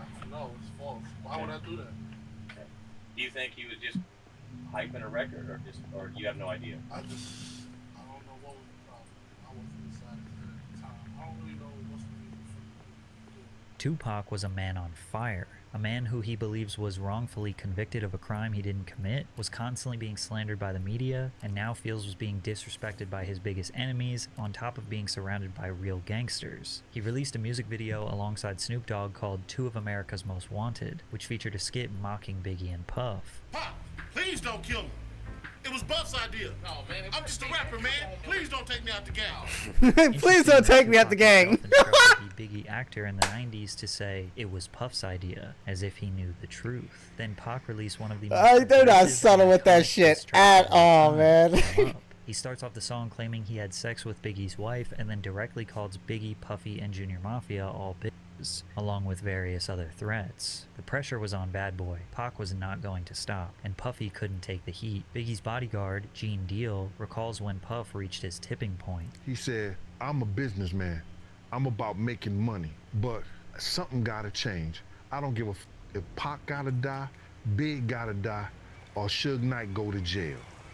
And all of that happened. Gene was taken back. He wondered if Puff realized that he just said he didn't care if his own artist died. At the same time, he still wanted to play gangster games. As we all know, these gangster games only lead to 2 outcomes: death or jail, and Tupac would meet his fate on September 13th, 1996. Pac and the Death Row Squad were attending the Bruce Seldon vs. Mike Tyson boxing match in Las Vegas. Hyped up from the testosterone and the energy of the fight, Pac wanted some action. A Death Row associate pointed out Orlando Anderson to Pac, who was a Southside Crip gang member, a rival to the Pyru blood set that was affiliated with Death Row Records. Pac went up to Orlando and punched him in the face. Then Death Row associates put a beating on the man. Later that night, Suge and Tupac were driving down East Flamingo Road to Club 662, when suddenly a white Cadillac pulled up beside them at a red light and opened fire on Tupac. What'd you say? He was hit 4 times, with the fatal Oh, shot okay, but hold on, I piercing his gotta lung. Just last year, break some Las free. Vegas police arrested a man called Dwayne Keefe D. Davis, who was a shot caller for the group of individuals that committed this crime, and he orchestrated the plan that was carried out. Ironically, Keefe D has been confessing his involvement publicly on the internet for years. In 2008, he confessed that his nephew, Orlando Anderson, the man that Tupac punched earlier that night, was the one who actually pulled the trigger. Keefe D has now identified his own nephew as the murderer of Tupac Shakur. Bolstering Keefe D's claim was an informant in 1997 who told investigators that Puffy had hired the Southside Crips to kill both Suge and Tupac, and that the Crip who was jumped at the MGM was in the group that had done the hit. This was exactly the same story that Keefe D told us a decade later. Keefe also stated that Puffy offered them $1 million to kill Suge and Tupac. We wanted $1 million. Yeah, he said, come on downstairs and talk to me.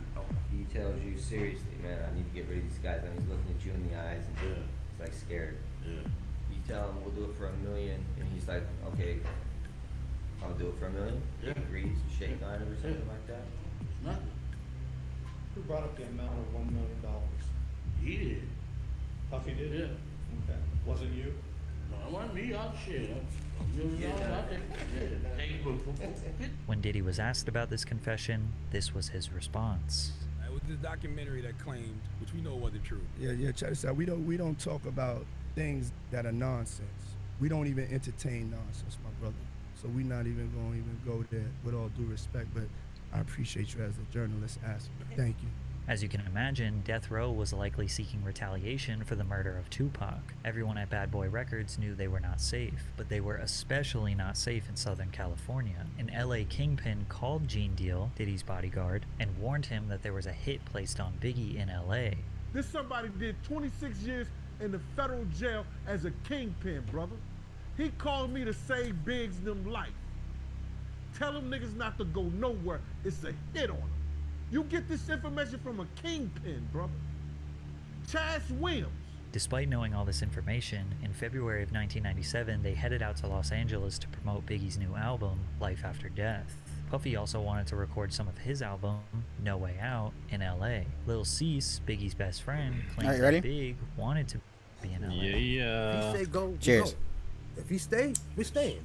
Big wanted to stay. I always tell people that, yo, why everybody always go, why y'all was there so long, or why you didn't tell him to go home? He's the boss. We're here because of him. And if he feel like it's no threat that he wants to be here, it's our job to stand down with him. Biggie was not taunting the West Coast. He genuinely loved being in LA.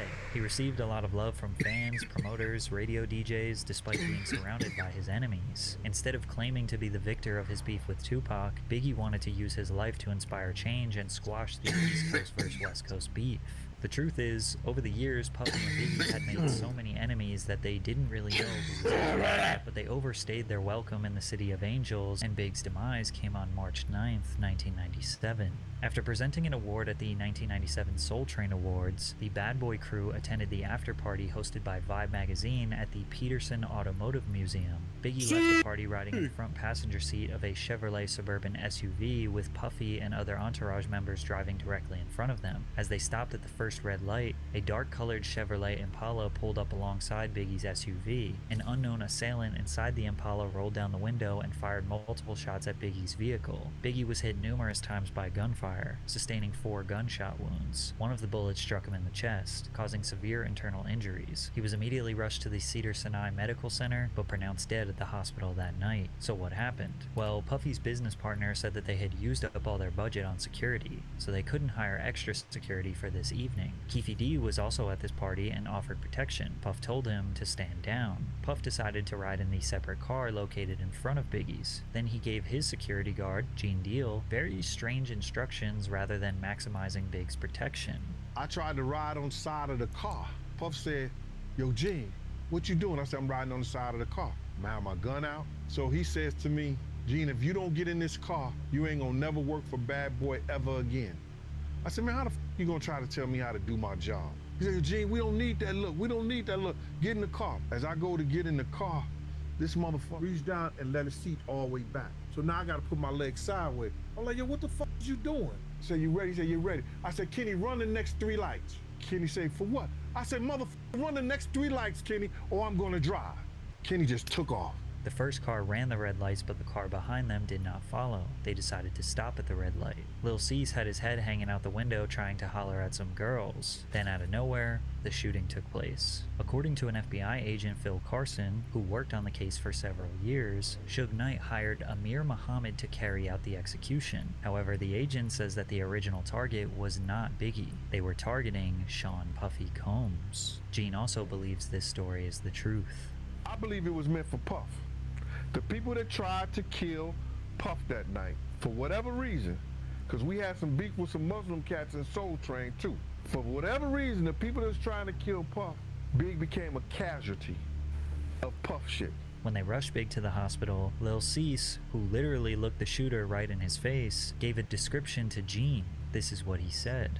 Little Cease at the hospital, he said a Muslim shot Big. And I said to Paul, with the blue suit, white shirt, blue bow tie, he said, Gene, how you know? I said, that motherfucker walked up to Puff car first.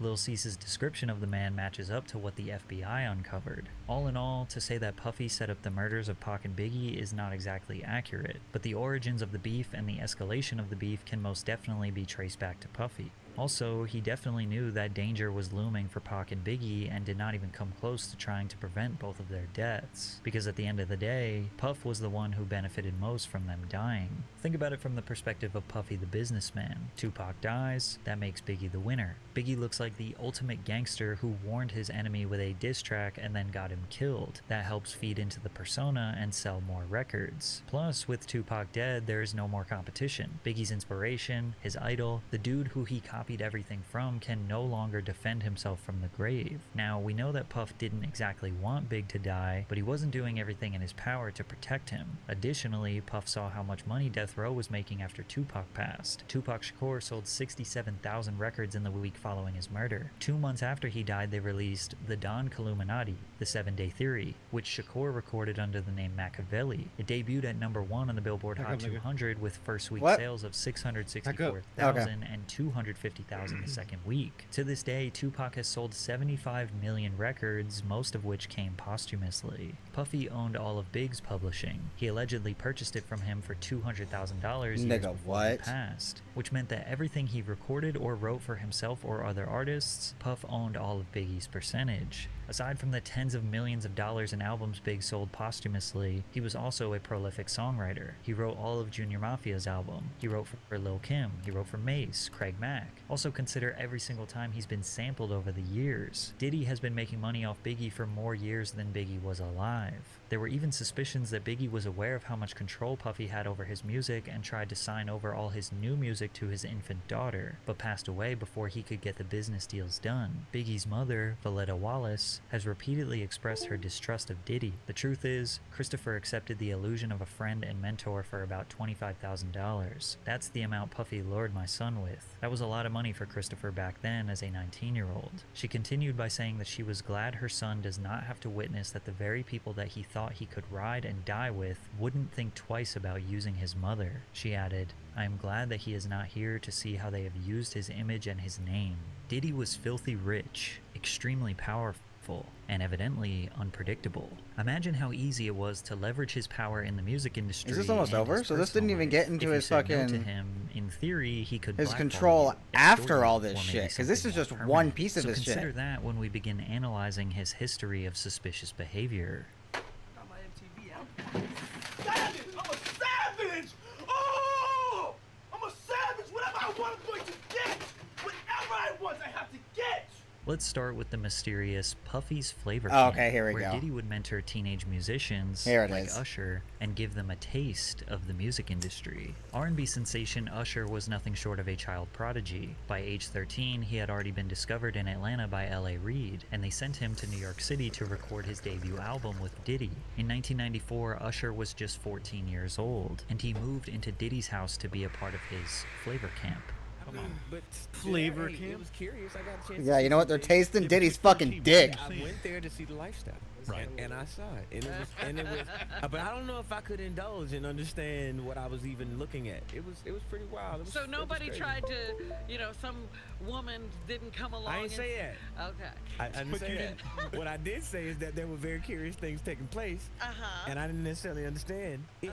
Usher has been very reluctant to discuss what happened when he lived with Diddy. In a 2004 article with Rolling Stone, he said, "Puff introduced me to a totally different set of sex, specifically. Sex is so hot in the industry, man. When he was in Bruh. New York, he lived at Puffy's house in Scarsdale. There was always girls around. You'd open a door and see somebody doing it, or several people in a room having an orgy. You never knew what was going to happen. Some people look at this as nothing short of grooming a young boy. Yeah, One time, Diddy that's exactly himself what that detailed is. what living with Usher was like. Back in the days when he was like 10 and I was a little bit older, his older brother, we used to fight over the frosted flakes. You know what I'm saying? Before Paul was Nigga, in- what?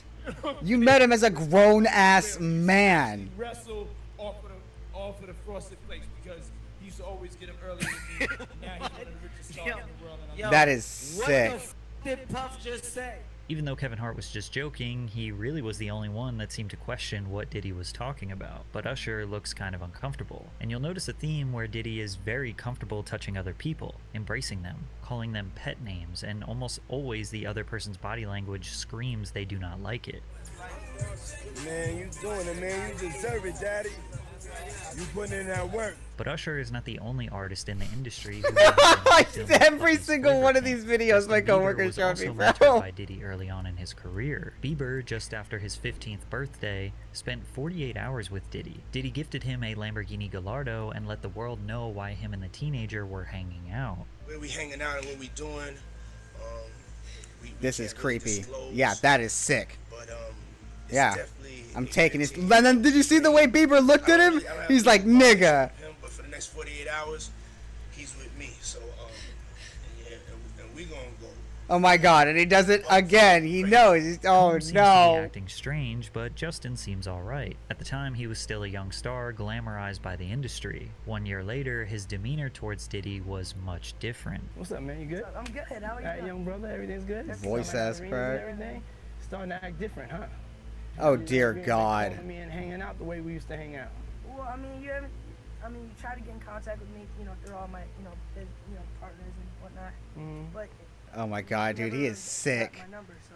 Now, Combs is renowned for hosting lavish and star-studded parties that have become legendary in the entertainment industry. Diddy parties are famous for attracting A-list celebrities across all industries. I had the craziest mix, Combs told Oprah. Some of my boys from Harlem, Leonardo DiCaprio after he just finished Titanic, I had socialites there and relatives from down south. Diddy parties are typically hosted at luxury venues or his own private residences. The media were quick to anoint him the modern-day Gatsby, a title he embraced with open arms. Have I read The Great Gatsby? He said to a reporter in 2001. I am The Great Gatsby. However, many people forget that one of Diddy's first parties ever resulted in the deaths of 9 attendees. In 1991, 22-year-old Sean Combs was the promoter of the Heavy D's and Puff Daddy celebrity charity basketball game at City College's Nat Holman Gymnasium, the infamous Puffy Party where a stampede occurred taking the lives of 9 people. Some of the hottest rappers in the game were set to attend: Boyz II Men, Phife Dawg, Big Daddy Kane, Jodeci, even LL Cool J and Mike Tyson showed up. The crazy part is that fans could see all of their favorite stars for just $12. The first problem occurred with the tickets. Keep in mind, this is in '91, so people had to go to physical locations like the Apollo Theater box office to buy tickets. Tickets were also sold at local shops like Boss Emporium, and even free tickets were given out on the radio by Funkmaster Flex. The facility could only hold 2,730 people, but they had no idea how many tickets they sold, as no proper system was set in place to keep track. Despite this, Gene Deal recalls Puffy requesting to cut security presence in half.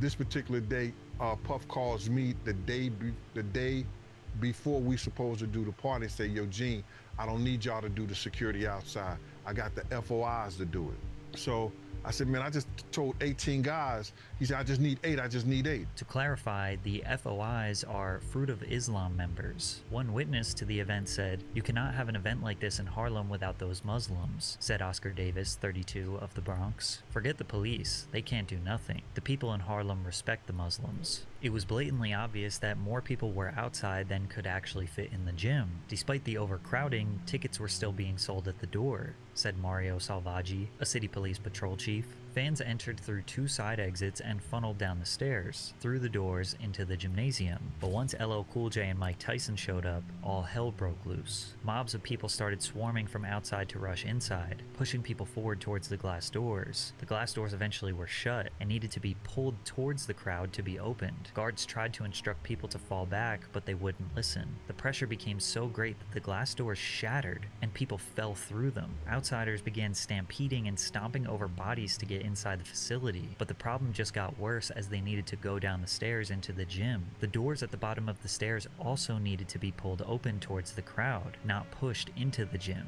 So hundreds of people were squeezed up against these doors in this tiny stairwell with no way to escape. Also notice that these doors don't have any windows. So inside of the gym, people were having a great time. From the outside, you can hear them partying, playing music, and rappers shouting over the microphone. They didn't even know that just on the other side of those doors were people fighting for their lives. Eventually, they got the doors open. As much as 6 people were stacked on top of each other and began spilling onto the gym floor, finally relieving the pressure. People began trying to perform CPR on the ground. Someone announced over the microphone that 3 people died right there. This caused chaos, and the people inside the gym began trying to leave, stampeding back through the exact same stairwell where people were trapped in the first place. Police identified 5 men and 3 women dead at the scene, and 29 people were injured. A 9th victim died in the hospital days later. All of them died from asphyxiation. 8 families of the deceased settled wrongful death lawsuits against Mr. Combs in early 1998. Mr. Combs ended up paying around $600,000 of a total $3 million or so. Now, clearly, this wasn't all Diddy's fault. Legally, the courts claim the city 50% responsible and the promoters 50% responsible. Regardless, death and dark energy seemed to lure around Diddy since his earliest days. From there, he kind of stopped throwing parties for the public and started to keep them private. However, over the years, disturbing rumors have spread regarding what happens during Diddy's parties, ranging from group sex rituals to casting couches where newcomers would secure their future in various industries. The biggest rumor is that aspiring male talent would need to pleasure other powerful men to advance their careers, and apparently it's an open secret in the music industry, which is why Shannon Sharp erupted in laughter when Cat Williams said, "Because P. Diddy be wanting to party, and you gotta tell him no. You got to tell him no. I did. I did." Now, Diddy has 6 biological children with 3 different women. He has had multiple high-profile relationships with the likes of Jennifer Lopez, Naomi Campbell, and Cassie. But you'll notice that most of the party stories that circulate involve him being surrounded by men. Josh Ostrovsky, who goes by The Fat Jewish on social media, detailed his strange experience at a Diddy party. I'm on ecstasy and I'm trying to find the bathroom and I can't find the bathroom and I get lost. So I open a door and in that room there are a bunch of men laying about and, you know, kind of like very like kind of leaning on each other. Not like if you were spooning but facing each other and like leaning up on your elbow and talking. Like it would almost be the prelude to an orgy. Yes. Oh, absolutely. Okay. Oh my God. Oh Okay. my God. It was so prelude to an orgy. And who is lounging in my direct eye line? Puff Daddy, and Felix the House Cat, famed house music producer, Yeah, no, I know are who that is. basically spooning each other, and they're drinking a glass of Hennessy, and they're like sharing. They're like passing it back and forth, And everyone's talking. and everyone's just like talking. Yeah. And then as soon as I see them, I'm like, All men though. There's not all one woman men, in this room. all men, and Yeah. they're all 100% on ecstasy. Shortly after Josh and Diddy locked eyes, he was kicked out. Josh, who is a gay man, immediately felt like he was in a room full of other gay men. But there was no real accusation nor damning evidence here. It could have just been a group of guys chilling. So let's take a listen to rapper Exhibit recounting his experience partying with Diddy. Florida, we got invited to a Puffy party, the New Year's Eve party. He invited us to the house because he wanted to go to the club after. Puffy calls me outside. He's like, "Hey man, that girl you know about?" He's like, that's the devil, man. You know what I'm saying? I was like, "What you mean that's the devil?" So we get into the truck. He said, "Let's go to this club." You know, we sitting there bobbing to the music, and then she pointed over the corner. It's two dudes kissing. You know what I'm saying? I'm like, "The f is this?" And then she pointed another direction. It's another dude over there, like butt ass naked dancing. You know what I'm saying? That's crazy, bro. If Exhibit's gonna say this Based nigga's on already X's fucked story, up, bro. It seems like Diddy brought him to a gay club. Or maybe, coincidentally, Exhibit just looked at the only two gay couples in a regular club. 50 Cent also recalls one of the first times he met Diddy. We gotta kick it. This is Puff. Okay. He telling me we gotta kick it and shit. And he was like, "Yo, why don't we like go shopping or some shit?" I mean, like I pay for it. And I was like, "What the fuck this nigga just said?" It's a fruit pie. It's a fruit pie. Trust me. Now, there's no doubt that homophobia has been prevalent in hip-hop forever. However, some people are just simply not gay, and Diddy's actions make them feel uncomfortable. Like rappers Fabulous and Jadakiss, who were pressed by Diddy on a podcast that got really awkward really quickly. He began by repeatedly calling the host Nori Daddy. Yeah, I love this drink. I like when you like this, Daddy. Oh, God. I like when you scrambling and scraping for shit. Oh, my God. Then he proceeded to ask Fabulous why he didn't want to party with him. See where I look miss back on me? where I became. Did you miss me, though? For real. Because I'm saying, it seems like a thing. It's his partying birthday with party. Puff, man. Man, if I'm talking about for your birthday, why won't you party with me for your birthday, man? We partied for my birthday before. You came to my party. No, but we ain't never really party, you know what I'm saying? Jadakiss kept his head looking straight down for almost the entire interview, and you could tell Fabulous was very uneasy about Diddy's presence. When Diddy was confronted about it, this was his response. Scrambling and scraping for shit. That was you. Scrambling. Yeah, you said that, like nigga. that, Daddy. When you scrambling and scraping for shit. Hey. Nah. I mean, You don't go back and look at that stuff and laugh? I mean, it could be funny. I don't really be on it like that. It seems like he genuinely has no idea why people thought what he said was weird. He says things, he doesn't even know what he's saying is like fruity. You know what I'm saying? Like, he says something fabulous and he goes, "Yo, but me and you, we ain't party. Like, we need to party." Like, nigga, what does that even mean? What is he talking about? That's the kind of stuff that when people say that to me, I get a little uncomfortable. But even with all the jokes, rumors, and secrets, nobody ever formally spoke out against Diddy and accused him of assault or abuse until 2019, when his ex-girlfriend Gina Huynh spoke publicly about what it's like to be in a relationship with him. Keep in mind that Gina was a side girlfriend for Diddy. The public didn't know about her because his public relationship was with Cassie Ventura. Yep, who and he had been beat the on shit and out of off her, dating for a too. decade. He had caught me texting another man. We were in his closet and he like pushed me and I fell to the ground. He like stood over me. He avoided my face, but he like started punching me like on the side of my head and I was just like covering my face. He like stomped on my stomach, like took the wind out of my breath. I couldn't breathe, pleading to him like, can you stop? And he like stopped for a little bit. He like grabbed my hair from the back and like was like punching the back of my head. She also claims that she was pregnant with his child in 2014. You mind telling me what happened with that pregnancy? He was like, "You're gonna get an abortion, right?" I was like, "I don't know yet." And then he offered me $50,000 to get rid of it, but I turned it down because I I just loved him. Gina did not take the money, but she also did not have the child. 4 years later, she got pregnant again. Gina goes on to detail multiple other instances of emotional and physical abuse, but she never filed any formal charges. It wasn't all the way until November of 2023 that someone finally filed a formal lawsuit against Diddy. After that, the floodgates were opened, and Sean Combs' dark past crept out of the shadows. In the lawsuit, Cassie Ventura, his longtime girlfriend, accused Mr. Combs of repeated physical abuse over about a decade. As you can imagine, this lawsuit and these allegations went extremely viral. After all these years of shady rumors, weird behavior, and dark secrets, the entire world was prepared for Diddy's decline. Ventura and Combs met in 2005 when she was 19 and he was 37. He heard a song she was marketing called Me and You. He then contacted Ryan Leslie, who wrote Cassie's first single, and paired Bad Boy Records with Leslie's Next Selection imprint for the release of Cassie's debut album. In August 2006, Cassie released her self-titled album under Bad Boy Records. The pair formed a close relationship through working together for several months as Cassie became the face of Diddy's fashion label, Sean John. In 2007, Diddy separated from his longtime partner Kim Porter and started dating Cassie. Cassie alleged that Combs controlled nearly every aspect of her life, from her career to having access to her personal medical records. She claims he was frequently violent, physically abusing her multiple times a year, and that he often plied her with copious amounts of drugs, which made videos like this one seem awfully suspicious, where Cassie seems to be hiding from Diddy. What you gotta say now? What you gotta say now? You ain't got shit to say. I go. When you put your girl on the snap, baby, yo, babe. Shit getting weird. Come on, baby. It's hot outside. You fucking wrapped up in that blanket. Let's go jog on the beach.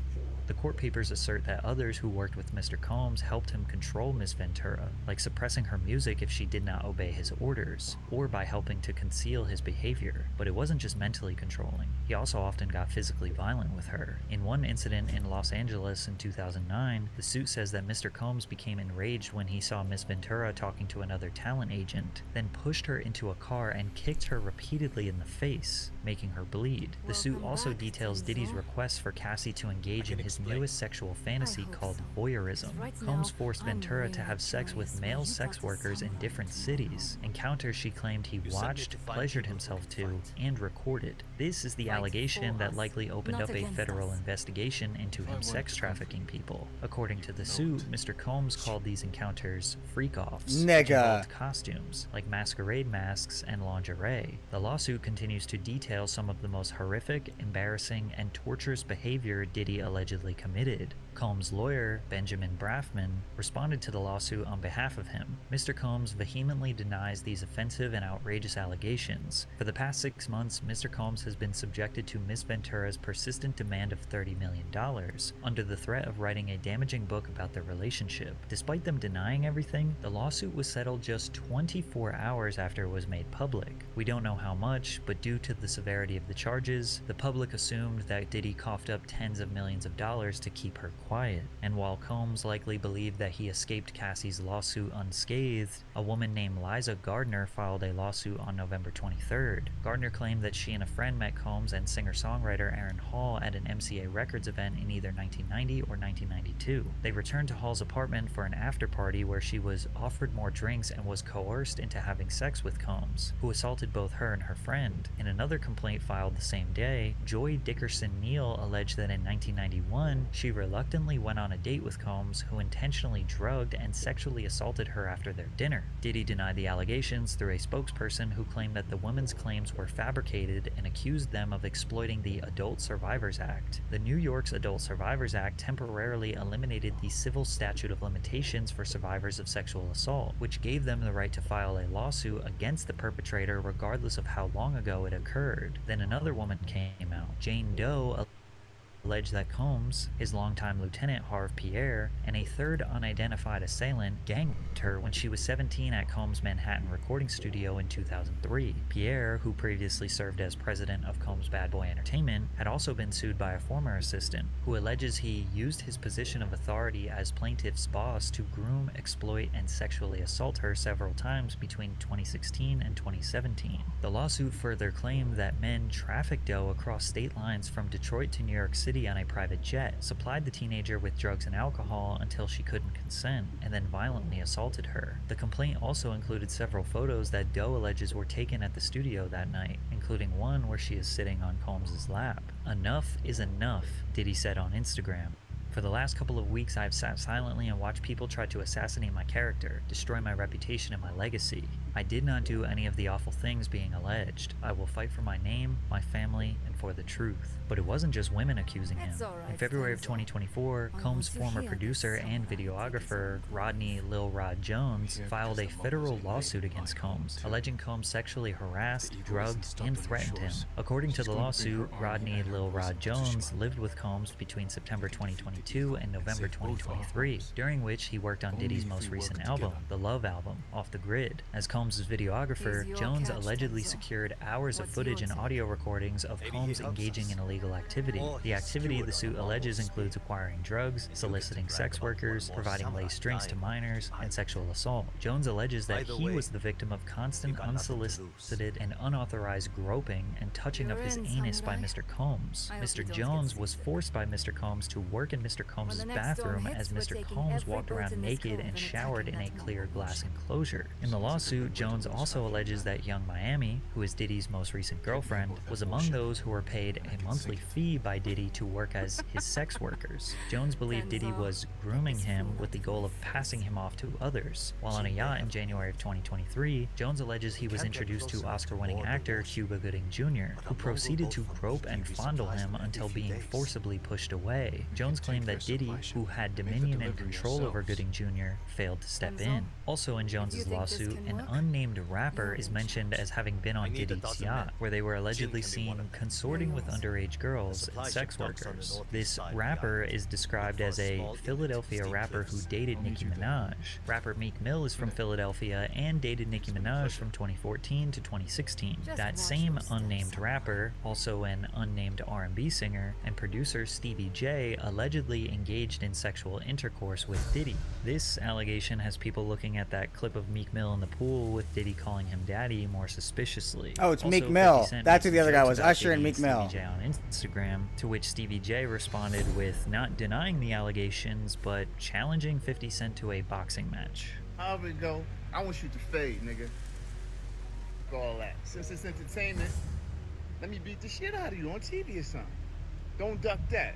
I'm calling you out. What you want to do, Curtis? But the most shocking allegation made in the lawsuit was Mr. Jones discovered that Mr. Combs has hidden cameras in every room of his homes, and that Diddy was secretly recording artists and powerful executives, like Lucien Grange, who was mentioned in the lawsuit, who may or may not have participated in the freak-offs. If this turns out to be true, we might see some of the most powerful people in the entertainment industry get exposed, and 50 Cent wants to be a part of the expose. He said on Instagram, shaking my head, "This is gonna be so good. What you wanna bet I'm gonna get these tapes? I'll pay top dollar for them. You been over there? I don't go to Puffy's parties." However, it seems as though Sean Combs' reign of terror may be over. On March 25th, 2024, Homeland Security agents and other law enforcement officers raided Diddy's homes in Los Angeles and Miami due to a possible ongoing sex trafficking investigation. Homeland Security expert Hal Kempfer added some insight that the evidence they're looking for includes laptops, flash drives, and anything that would connect Combs with the allegations. As of right now, we don't know what they found, and technically the feds never formally announced what they were looking for or why they were there. They don't But need it's to. safe to assume, based on the allegations. Conveniently, Diddy was not even in the United States during the time of the raid. Like, he's in, like, the Bahamas or some Combs' shit. private jet was spotted on the ground in Antigua, in the Caribbean, Oh, shortly Caribbean. after news of the raids broke. Many people believe he is fleeing the country, and today it seems like Diddy is spiraling. He just posted on social media trying to see who in the industry is on his side. Hey, yo, right now, though, for real, yo, I need to know who with me, you know? Like, just straight up, like I don't have the time. If you with me, let it be known. If you don't with me, be quiet. And just in case you wanted some more Everybody twisted does the opposite. Everybody allegations makes sure and it's known that insane nobody conspiracy fucks with him. Take a look at the founders of Uptown Records, the people who gave Diddy his very first job in the music industry. Andre Harrell, dead at age 59. Heavy D, dead at age 44. Kim Porter, dead at age 47. And Al B. Sure, who was just in a coma for 2 months and almost lost his life. Al B. Sure is also the father of Diddy's oldest adopted son. Al B. had a child with Kim reporter before she left him, married Diddy, and had children with him. Albie has recently been trying to reach out to his oldest son, hoping that he will leave Diddy and come back home, and when he got out of his coma, he strongly insinuated that Diddy was the reason behind it. You're going to be producing the Albie Shore life story. So hold on to your britches, and you'll really understand how I ended up in a coma. You're really going to need to call Homeland Security. Now, why would Diddy want the people who got him into the music industry in the first place to all be dead? I don't know.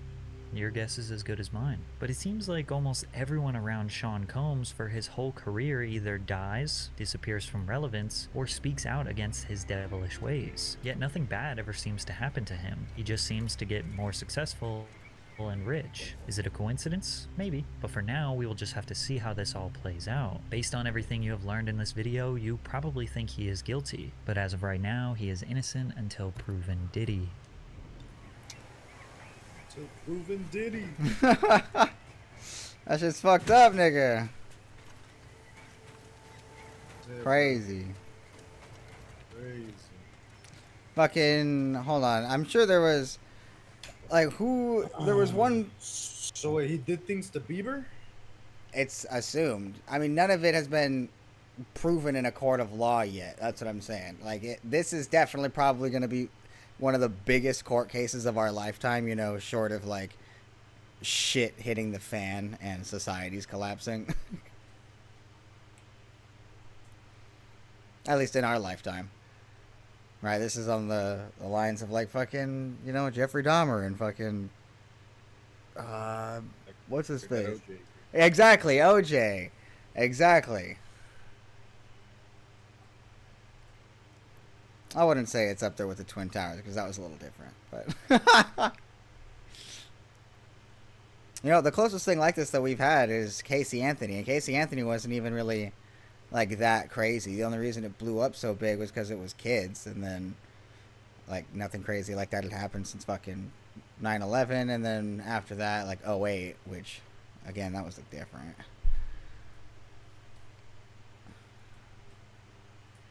But that... It sucks. What does? You know that big lip motherfucker in my team on FIFA? Oh yeah, we're making fun of him? What about him? That nigga's like...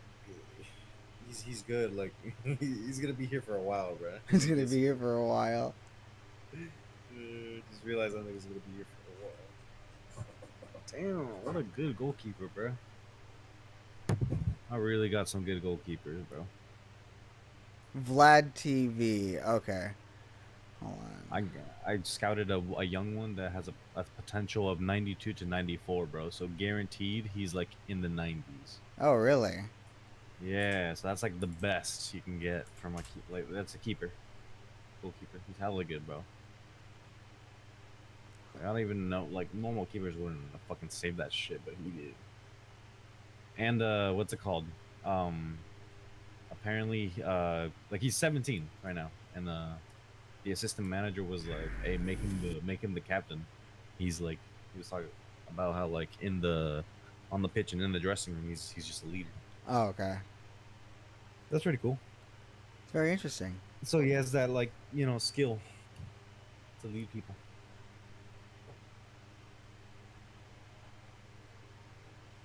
Probably makes my team a little better, maybe, in terms of positioning. Team proceeds to suck donkey dick. Let me see what he says. I'm writing in regards of an upcoming match against Milan. I have concerns that our captain may be struggling in that role. I want to propose appointing Edgar Charles. Remember, bro, that's King Charles. King Charles. You remember that name, bro. He's 92, 94. He commands respect from his teammates, both on the pitch and the dressing room. He has the leadership trait we need in a captain, giving him the and band will be positive for the team as a whole. There you go. So this is a world-class player that I have. Oh, so this guy does a whole bunch of other shit. Interesting.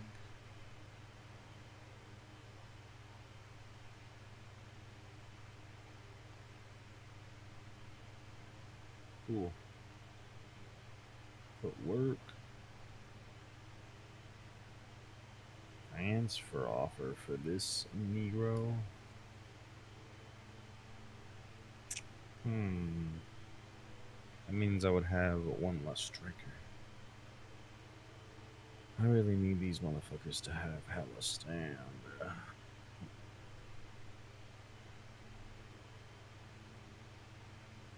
Escobar.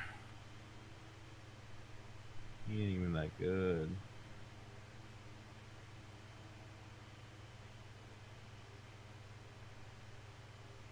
$19 at 74.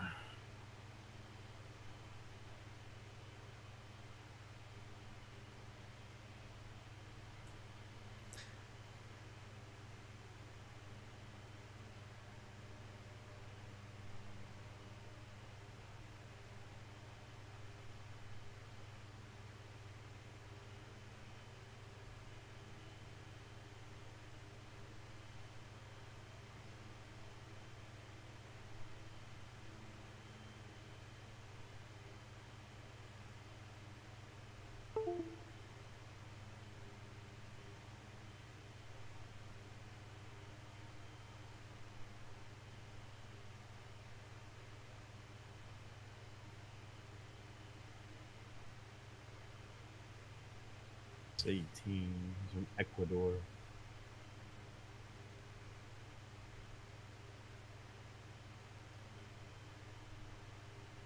Damn, that's just crazy, nigga. Okay.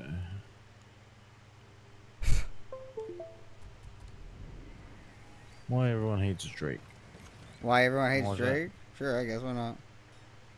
Fucking nigga If you're named Drake. unaware, there's been a huge beef going on in the rap community. Oh, as of that's late, why. With many of those disses being aimed at Drake. Even recently in Drake's response, he said, "All you people teaming up, what is this, a 20v1?" And he said this because artists like Rick Ross, A$AP Rocky, Kendrick Lamar, Future, Metro Boomin, The Weeknd, and many more have dissed him, which has left many people wondering why everybody hates Drake. So let's look into it, starting off with Future and Metro Boomin.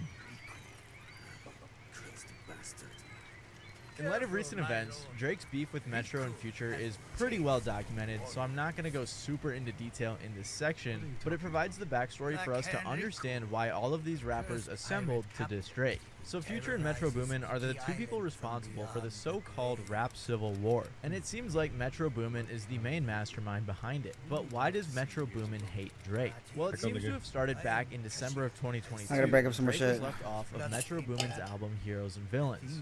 I was in the studio with Drake one time. I was in the stew with Drake one Stuff time. from my album, and he just wanted to hear some songs from my album. Then he heard that one and really wanted to get on it.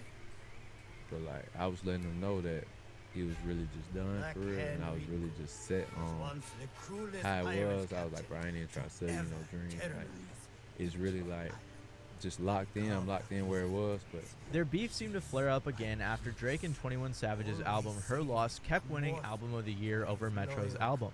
Metro tweeted, "Yet Her Loss still keeps winning Rap Album of the Year over H&V. Proof that award shows are just politics and not for me. I don't care about awards honestly. The true award and reward is knowing that the music I spend so much time on brings joy to people's everyday lives." Metro quickly deleted it, but there was obviously some Who's tension. this nigga? Drake also seemed to respond in a live stream. And to the rest of you, to the rest of you, the non-believers, the underachievers, the tweeting deleters, you guys make me sick to my stomach, son. Honestly, if you guys want to look in my eyes, you guys want to do something? You guys, that's what I thought. So we can't be sure if simply leaving Drake off of his album and Drake winning a bunch of awards over him was what started all of it, but it definitely seemed to fuel the flames. And it made Metro mad enough to make 2 whole albums with Future targeted at Drake, full of a bunch of other rappers who hated him. But why did Future, an old pal of Drake, participate in the formation of this civil war? Well, the origin of Future and Drake's beef is unknown, but we do have some ideas. The last time Drake and Future collabed was on Future's album I Never Liked You, but after that there was some speculation they had some problems. And back to my Future, Metro Boomin, Drake tension. You don't think it's weird that nothing ever happened with that fucking hit smash song that Future and Drake made with Tim's? What do you mean? Wait for you. it was a hit. It was a hit. When you say no, it was a hit. It was a smash. What you mean? Nothing happened with it. Never heard it again. And after that turned out to be the case when Future dissed Drake on his album, What's he even talking it left about? many I don't know people what song it wondering is. why. Well, a lot of fans speculated for a while that the beef was caused by a girl.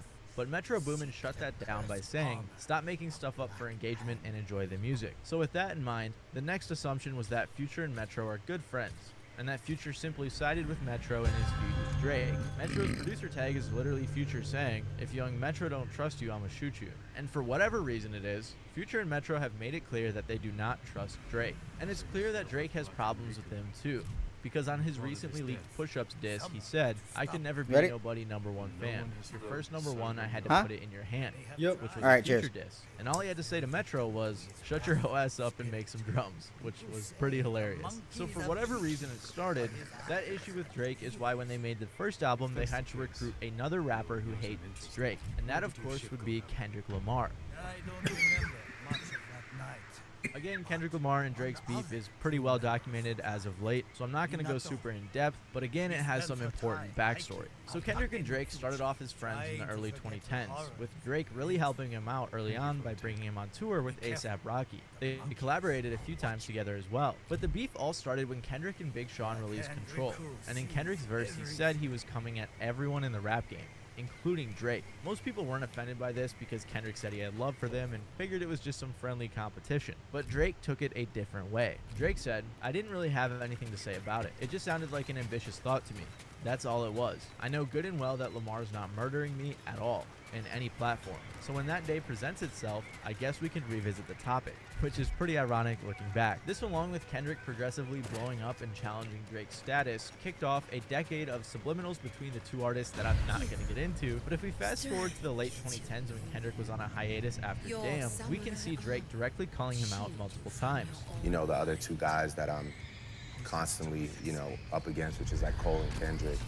I'm excited that the decade's about to turn and we're gonna see who can, you know, who can go that extra stretch. About these guys that go away 3, 4, 5 years, want to chill out, all that shit. That's not me. After First Person Shooter, a song where Drake and Cole collabed and said they were the GOATs, Kendrick had to respond. That's when he featured on Like That with Future and Metro Boomin, in which he directly called out Drake. Kendrick said things like, Mother F the big three, it's just big me. I'm really like that, and your best work is a light pack. Prince outlived Mike Jack. For all your dogs getting buried, that's okay with all these nines, he gonna see Pet Cemetery. As I'm sure most of you know, this diss sent everyone into a frenzy, and there was no way that Drake could not respond to it. So he did on the leaked diss song Push-Ups, a song where most of the bars were directed at Kendrick, but he took some shots at everyone else dissing him as well. He said things like, how you big steppin' with a size 7 men's on. Maroon 5 need a verse, you better make it witty.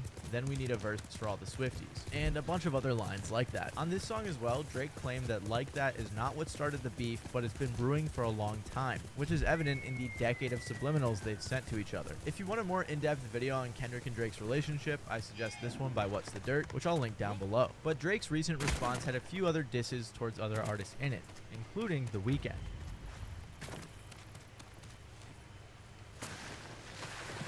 The Weeknd and Drake have had a fairly public feud that's been on and off for a while now, but after being featured all over Future and Metro's albums and sending some shots at Drake, the flames seem to have been reignited. It all started in 2010 after Drake heard a new young artist called The Weeknd, and they met in 2011. Drake supported his career very early on and was a big fan of him. They worked together a lot, and The Weeknd even wrote 4 of the songs on Drake's album Take Care. As The Weeknd was growing as a solo artist, in 2012 Drake said, I want to continue being involved in his career and vice versa, and keep making music together. As far as on paper, it's all being worked out. But that's not really what counts anyway. What counts to me is the fact that affiliation is known, and that's all I really care about. It was clear that Drake wanted to sign The Weeknd, and he said it often. This is forever the first artist that OVO ever had and still has, and OVO XO is alive forever, I promise. But that would be turned on its head when The Weeknd signed with Republic Records in September of 2012, which clearly upset Drake. He said on Twitter, you won't get away with just a thank you. You owe me a favor. Things went along as normal for a while. And if you're curious, a normal Drake beef looks like some subliminals throughout your songs while maintaining the fact that you're cool in your interviews. Until 2013, when The Weeknd did an interview What kind of with gay Complex, shit is he that, revealed bro? that the songs he gave to Drake were originally for his album House of Balloons, but The Weeknd made it sound like he didn't really want to or that it wasn't the right decision. He was also asked in reference to Drake, people think you guys aren't cool with each other anymore, to which he responded, no, that's not true, but it makes sense. The thing about Drake is I told him what my decisions were going to be, and he was down with it from the beginning. So despite the both of them saying they were cool, there did seem to be a bit of tension surrounding Take Care and The Weeknd not signing to OVO. In 2015, The Weeknd opened up a little bit more about his early relationship with Drake when he said to Rolling Stone, I gave up almost half of my album. It's hard. I will always be thankful. If it wasn't for the light he shined on me, who knows where I'd be. And everything happens for a reason. You never know what I would say if this success wasn't in front of me now. So even though he wasn't entirely happy about giving some of his songs to Drake, he was still able to appreciate and acknowledge the big boost that Drake gave him. Things were quiet for a while until 2017 when they both appeared on each other's shows, signifying that they were cool despite any previous tension. But then Drake was rumored to be dating The Weeknd's ex-girlfriend Bella Hadid, which definitely could have sparked some issues between the two. After that, Drake posted a throwback photo to Take Care, and someone wrote in the comments that said The Weeknd wrote the entire album, to which Drake responded, Abel co-wrote on Shot For Me in Practice, obviously was featured on True Love and The Ride, and that's it. There's 20 songs on that album. Don't try me. Then The Weeknd actually got back with Bella Hadid for a while, which possibly upset Drake as many people speculated on his 2018 album Scorpion that he sent some more subliminals to The Weeknd. Then in 2019, The Weeknd seemingly dissed Drake back on his song Lost in the Fire, saying, and I just want a baby with the right one, cause I could never be the one to hide one. Which is a reference to Pusha T revealing that Drake had a son that he was hiding from the world. The Weeknd also said on Nav's song Price on My Head, you beefing with yourself, tell the truth. People on your side, they would ride for me too. But again, Drake would maintain that he had nothing but love for The Weeknd. To this day, I'm always excited, always super happy for all those guys. And I never had any resentment towards oh, you didn't stay on OVO. That was never really I'm not gonna say there weren't people that didn't feel a way about it, but that was never my thing. I never expected Abel to stay under OVO as soon as I heard him once express that he wanted to do his own thing. So it's my biggest regret would maybe be that we probably wasted 7 years not communicating with each other when we had something beautiful going on. Drake echoed this sentiment on his song War by saying, OVO XO link up, and they boy that sound like he sang on Thriller, we just had to fix things, family six things, we can't split up. After that, things seemed like they might have been cool again, especially when they were hanging out together at The Weeknd's birthday party in 2022. But in 2023, on Drake's album For All the Dogs, it seemed like he may have sent a shot at The Weeknd on the song All the Parties when he said, my playing P&D in them shorties don't listen to Weeknd. Some people don't think it was a diss, but after recent events, it very well could be. In late March of this year, Future and Metro Boomin released their collab album We Don't Trust You, which if you're unaware was essentially an entire diss album towards Drake, with a handful of features having beef with Drake as well. The Weeknd had some vocals on there, but it wasn't until they released We Still Don't Trust You where the disses at Drake came from The Weeknd. The most direct shots were on the song All To Myself when The Weeknd said, they could never diss my brothers when they got leaks in the operation. I thank God that I never signed my life away. And we never do the big talk, the shooters making TikToks got us laughing in the Lambo. This line references a few things, like OVO affiliates spilling the beans to Pusha T about Drake's son, and how The Weeknd is glad he never signed to OVO. And Drake, of course, was not a fan of this team-up, so he sent some shots back on his diss song that was recently leaked called Push-Ups. Drake said, your manager was Chubb's little blunt runner, claimed the six and you boys ain't even come from it. And when you boys got rich, you had to run from it. Cash Flow and Abel Bread out here tricking. Shit we do for is he doing for dudes. Cash XO is The Weeknd's manager, so basically Drake was making fun of both of them in this line. So now that we know the beef with Drake and The Weeknd is back on, we can't say for sure exactly why, but it definitely has something to do with some ex-girlfriend drama or The Weeknd not signing to OVO back in the day. And because he knew The Weeknd hates Drake, Metro Boomin made sure to get him on this album with Future. And another person he made sure to get on this album was A$AP Rocky. A$AP Niggy. Similar to The Weeknd, A$AP Rocky and Drake used to be good pals, but now there is some beef that is in large part because of a girl. Surprise, surprise. Back when A$AP Rocky was starting out, Drake took him on his Club Paradise tour with Kendrick Lamar, and because of this, Rocky said that Drake is the one who put him on. The only person that put on for me when I ain't have nobody was Drake. I'm talking about Drake was the first person to put on before anybody. He didn't want to sign me. Yeah. He didn't want to, it was like, yo, that's raw talent, yo. You gotta shine, yo. I'm gonna see to it. I forever owe Drake. They collabed together, most notably on songs like Effin' Problems, and were good buddies for a while. But as many of you probably know, Drake really liked Rihanna. They apparently dated briefly in 2009 and again in 2014, both of which Rihanna denied. But it seemed like Drake was obsessed with her.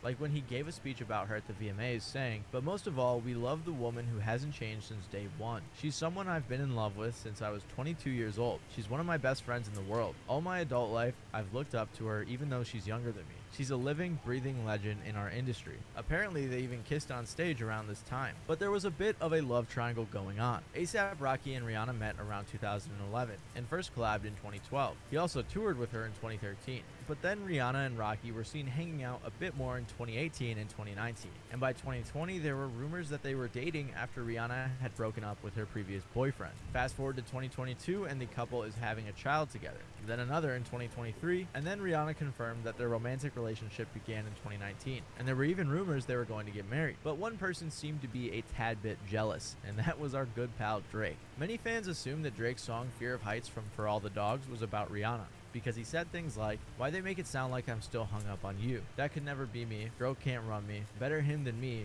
Better it's not me. And the sex was average with you. I'm anti because I had it with you. And I had way better than you. TBH. Yeah, that man, he's still with you. He can't leave you." Basically, the entire first verse was aimed at Rihanna and Rocky, with, in my opinion, some pretty weak disses. Yeah, Drake he's also just seemingly sad. dissed Rocky on the song Another Late Night when he said, "I ain't pretty Flacco, this get really rocky." Oh, and on Virginia Beach, Drake said, "I know what you say I could have treated you better or whatever. But I don't know, I think I did alright. And you know how you get drawing conclusions like you got a Parsons degree or something. I could have treated you better, that's crazy. Nope."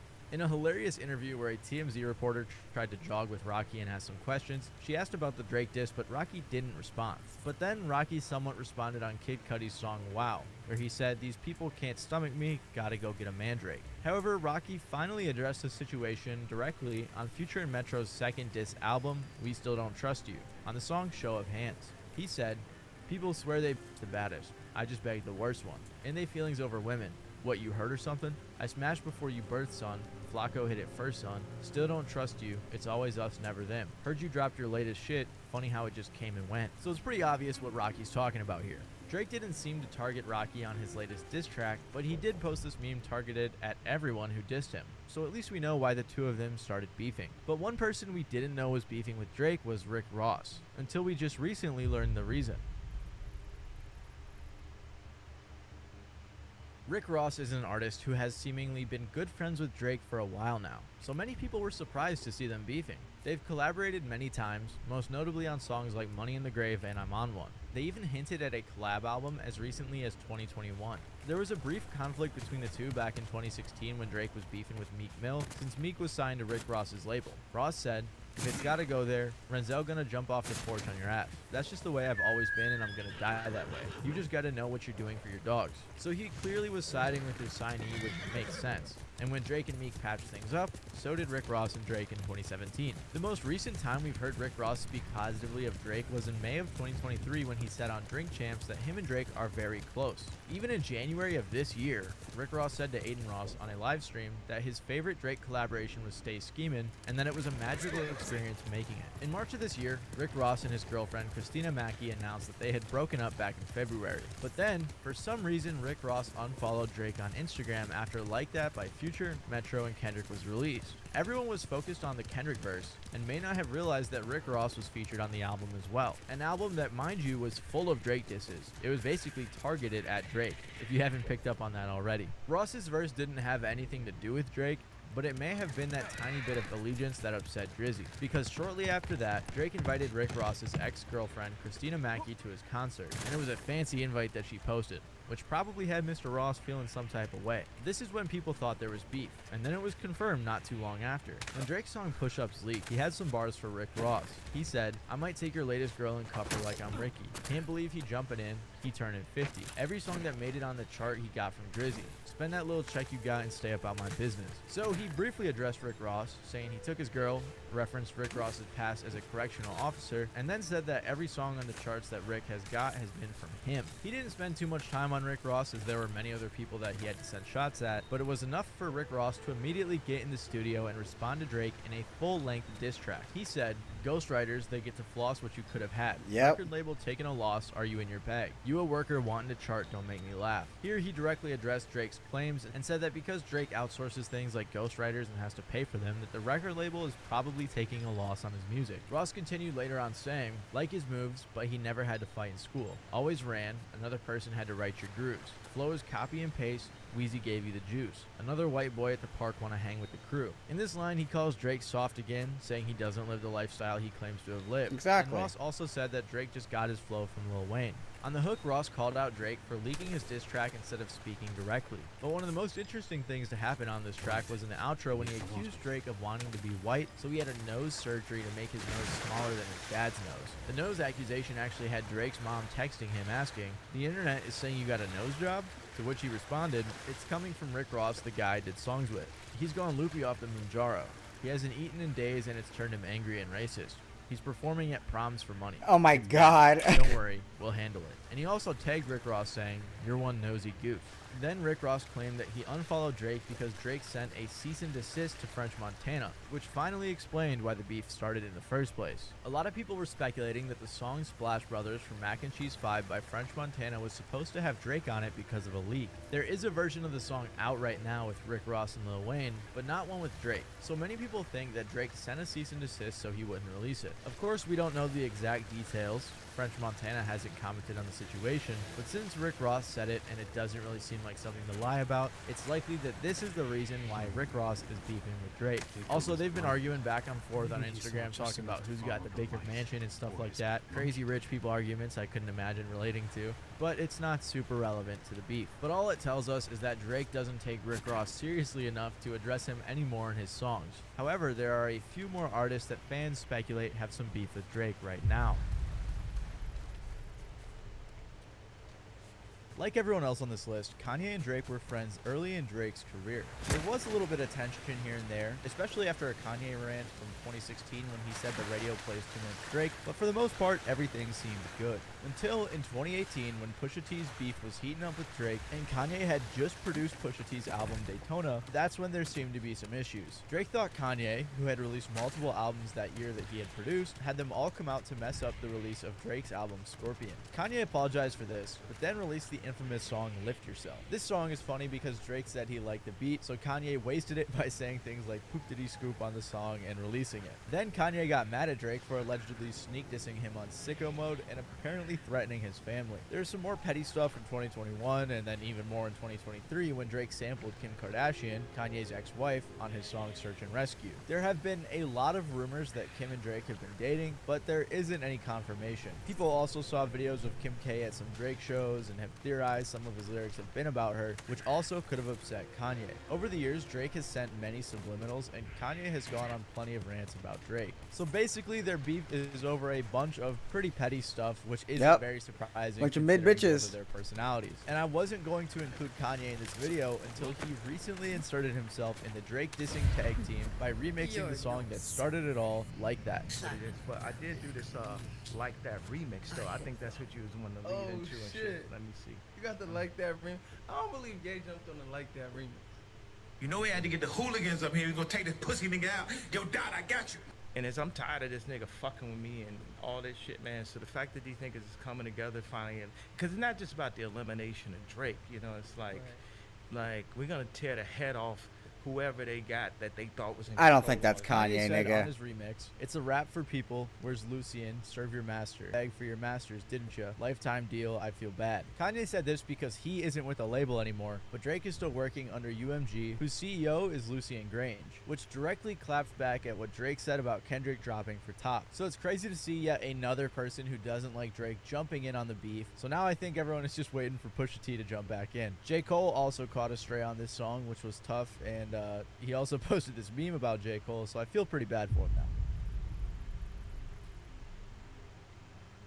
Now we are going to get into some people who are thought to have beef with Drake, although I personally don't think these are very likely, starting with J. Cole. So if you're somehow unaware still, Drake and J. Cole are pretty tight as of late. They just recently collabed on First Person Shooter and got off tour like a week ago, which makes it very unlikely that they're beefing. However, J. Cole did surprisingly feature on Metro and Future's We Still Don't Trust You on the song Red Leather, which made a lot of people think that J. Cole switched sides. But his verse had nothing to do with the beef, and neither did the song. Many people do think that Drake is the type to get in his feelings about this, but I highly doubt that Drake is upset, as they were literally on tour together as the song dropped. Another person people think has beef with Drake is Travis Scott, in part because he also featured on We Don't Trust You. And despite his verse lacking any disses to Drake, some people saw this video of Drake fake shooting a Travis Scott head at his show and thought it meant he had problems with him. In reality though, he was performing one of the songs he has with Travis Scott, and has been doing this for the entire tour. Also, in Drake's diss, he literally shouted out Travis. So again, it's not very likely that they have beef,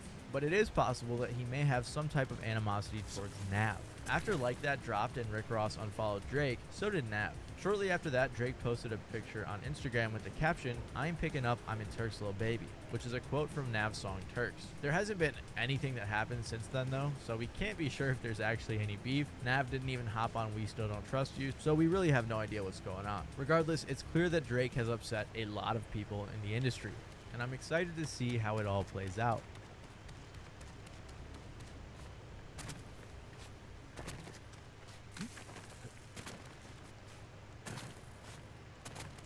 Carlos, you there?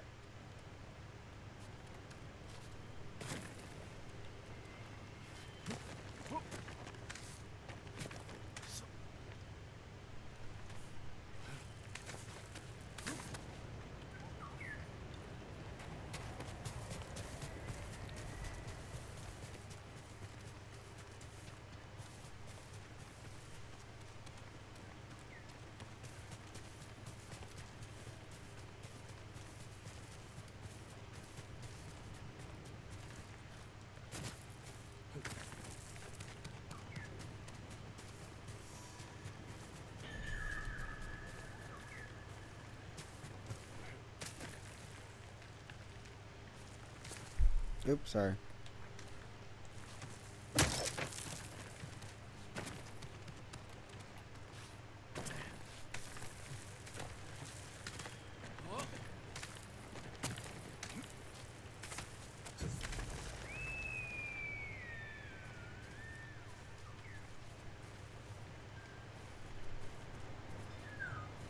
What the hell is this?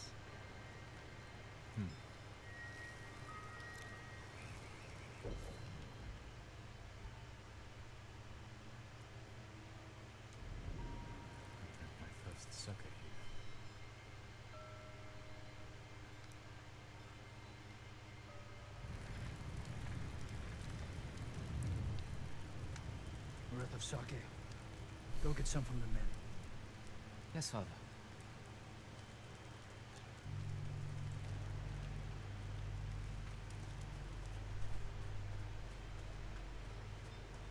Jin, don't go far. Your father's orders. I don't need a nursemaid, Lord Adachi. Better you watch the road. Get me in trouble, and a nursemaid will be the least of your worries.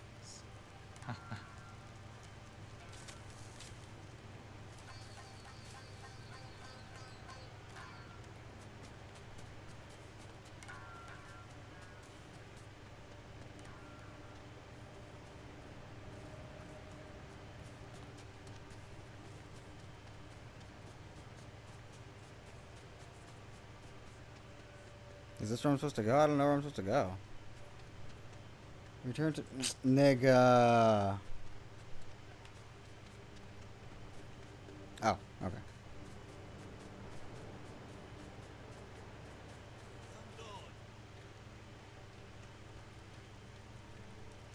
You all seem in good spirits. Congratulations on today's victory.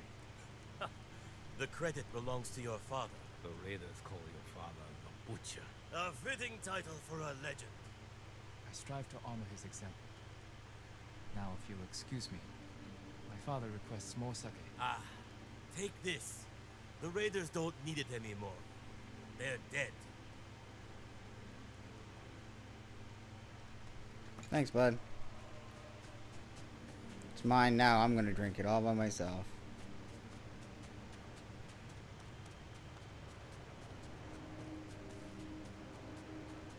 I brought the sake, father. Good. Sip. Drink to victory. What's going on? What's up with crashing? Bruh.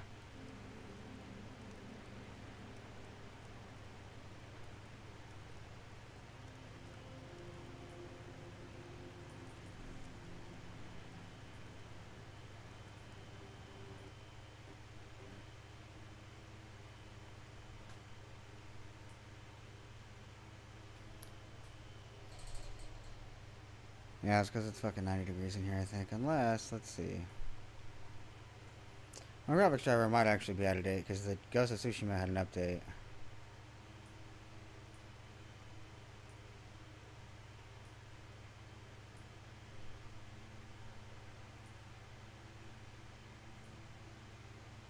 Yep, mine's out of date. 560 and 556.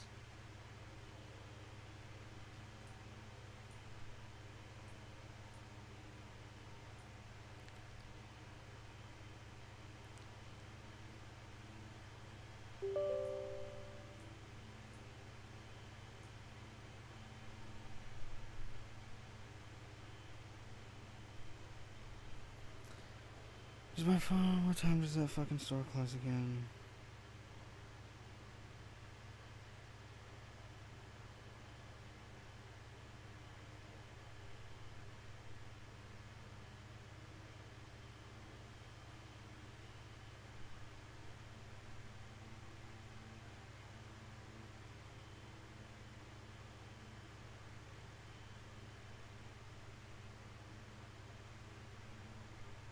Grocery outlet closes at 9:30 and family outlet closes at 10. Okay, so I have until I need to leave by 9:30.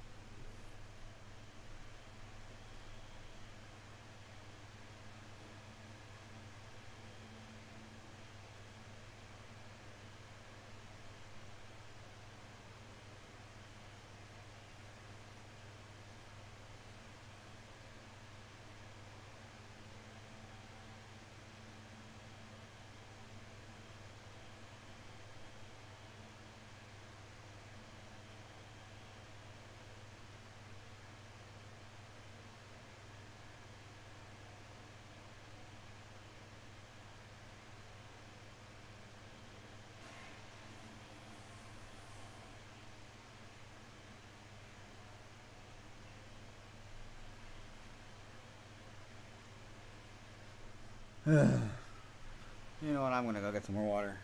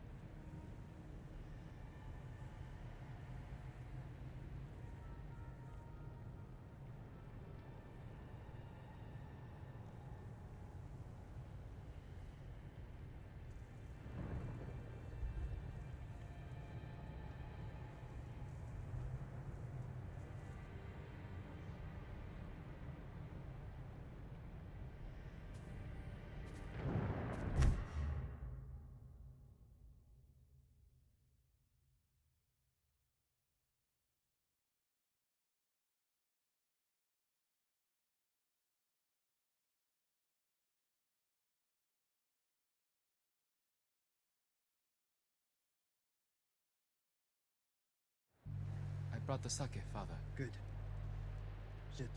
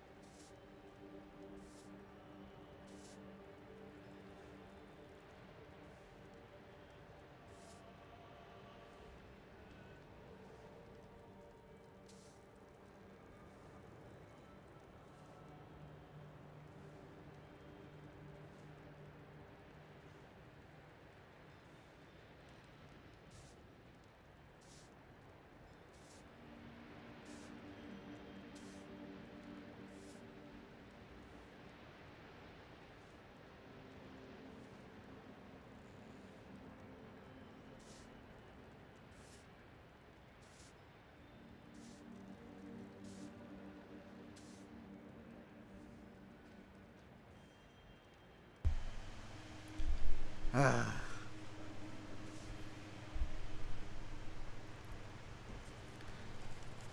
Carlos, you there? Carlos ain't here, I guess.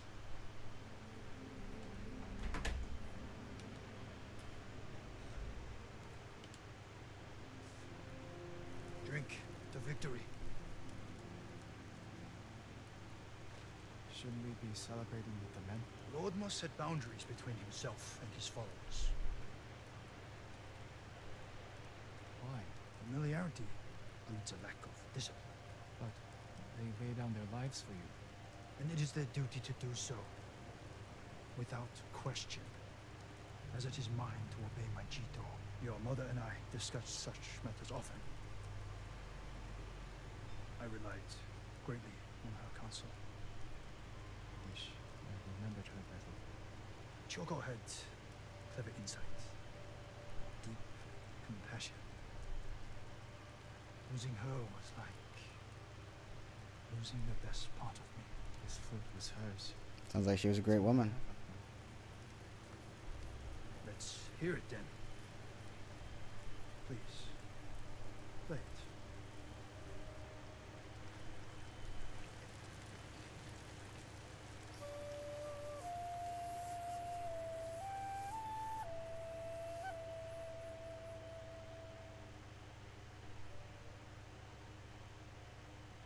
That's it? That's the whole memory? I thought there'd be more, to be honest. That night was the first time you asked to hear me play. First time I felt like your son. That's crazy.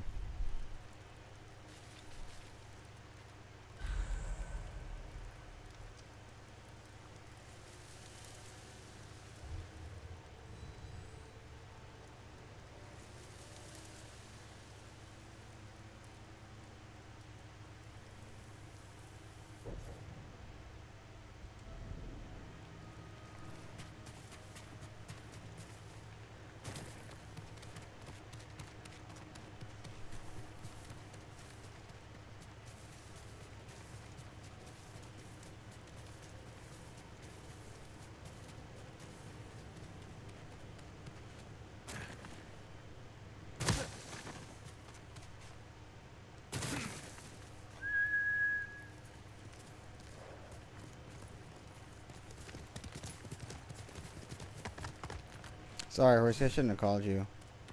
Is this where I'm supposed to be going? There it is, okay. Oh my god, that's not what I was supposed to do. I'm dead.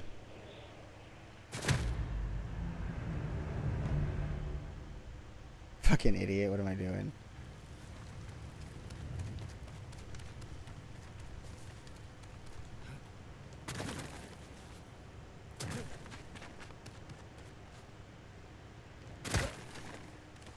Looks like I can do it from here, though.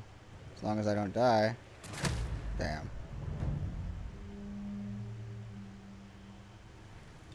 Okay, I'm gonna try one more time. I think if I go out a little farther, I'll be able to make it.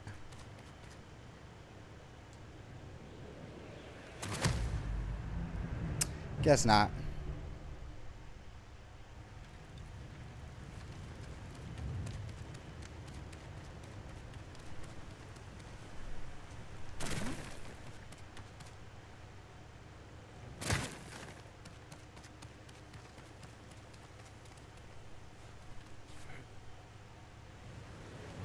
Nice, there we go.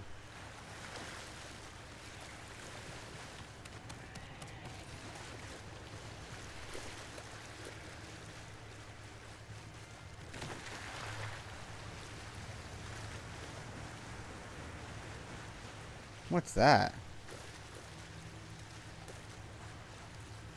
Did you come here, Riku? There's a cave here. Oh, over there. I didn't even see that.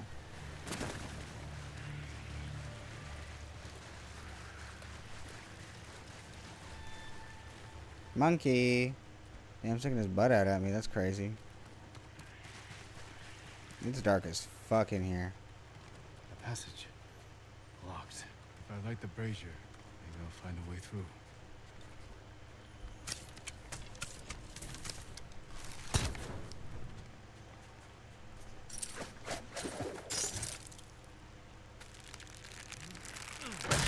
Yarr.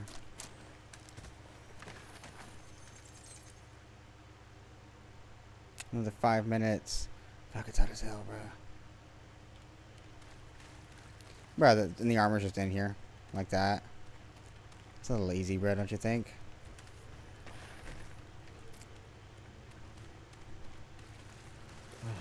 Need a light.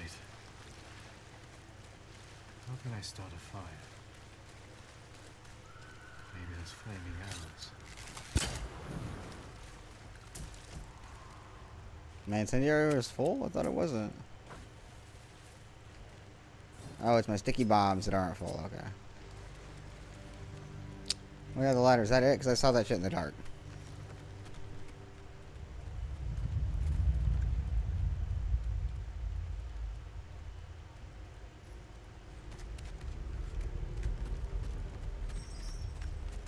Okay, what is making that rumbling and has chains?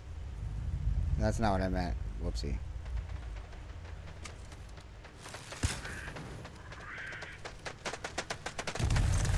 Oh my god, what was that?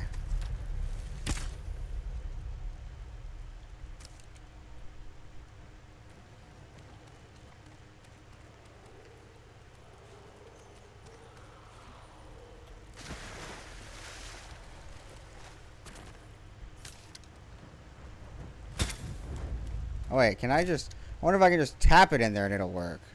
I'll have to try that. Hold on, wait, because I think if I just take a regular arrow and I...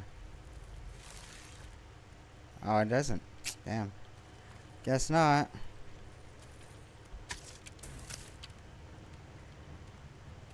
Yeah, doing it, the fire arrow doesn't work either. Okay. Unfortunate.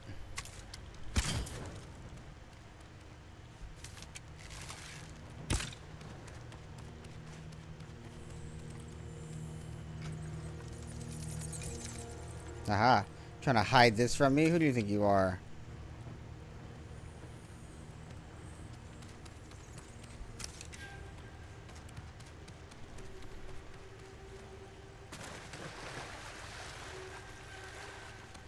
Oh, there's another one over here? There's treasure here, alright, but I can't find my way back out. Not with this twisted ankle. Feels like I've been lost on here for days with those monkeys always following me, watching me in the dark. I never should have listened to Kashida's stories. Where's this nigga? Is he right here? He should be dead right here somewhere. And he's not. I don't see him. Okay, well, what's up that ladder then? There's a bunch of ladders in here. Where does this go? Whoa, wait a second. Is that another passageway right here too? Bruh, what?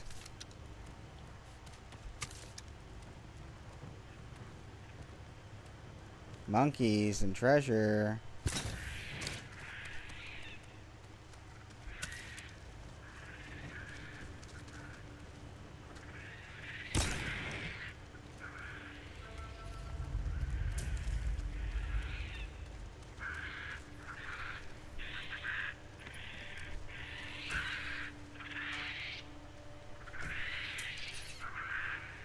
Monkeys, y'all need to chill out.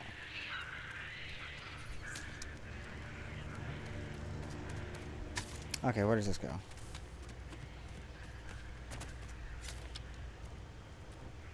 Oh, the guy. He left something up here? Just some shit.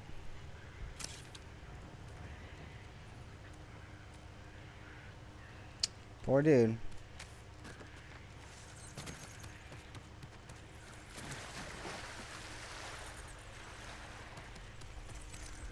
Right, then that's the other side. Okay. Oh, God.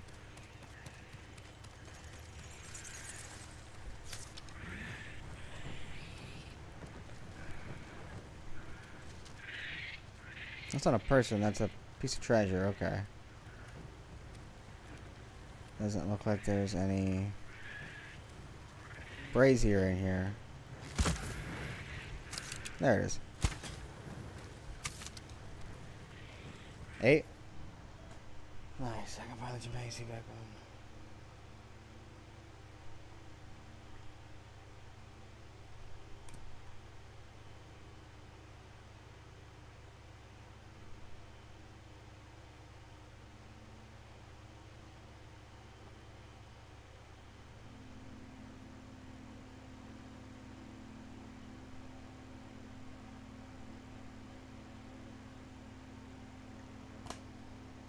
Alright, do your thing, AC. Make it cooler in here, please.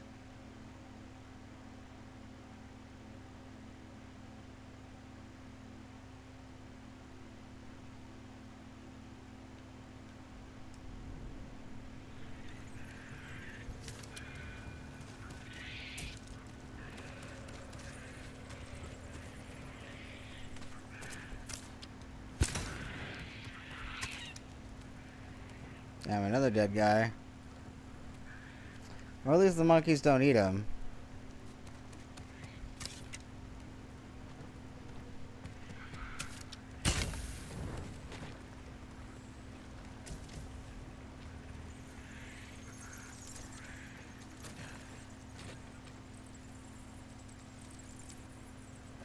Wait, so how do... Oh. Somebody say, like, wait, so how do I get out of here?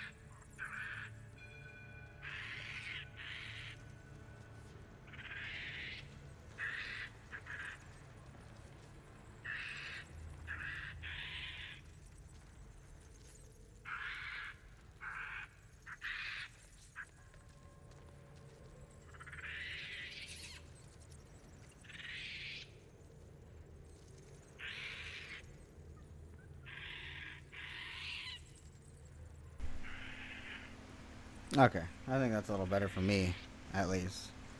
I think I'll have to adjust it a little bit more for it to be as good audio-wise, but I think that's pretty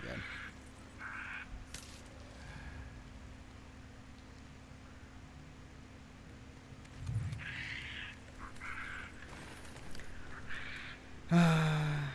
Carlos.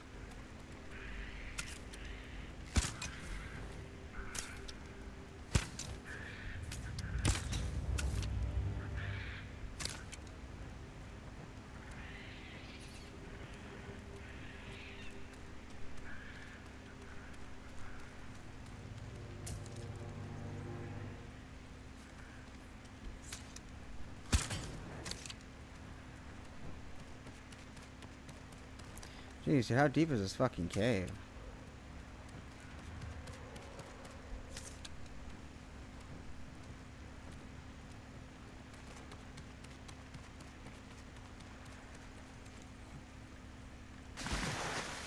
Oh, I think this is it. Someone's hoard.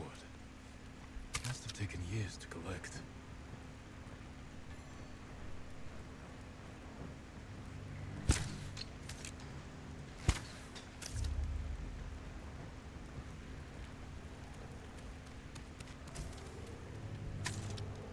Oh, look at that. Is there a brazier around here? Of course not. Sounds like something else is coming though.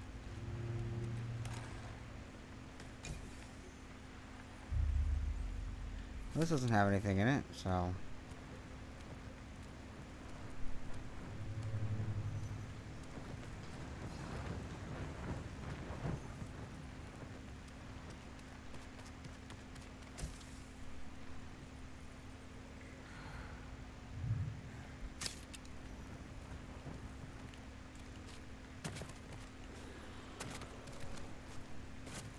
Oh, that's the...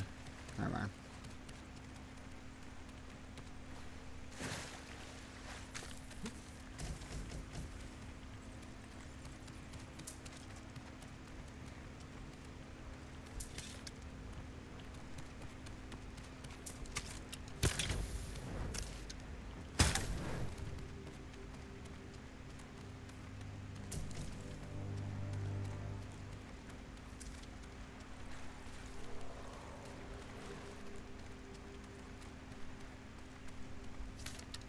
Hey, monkey.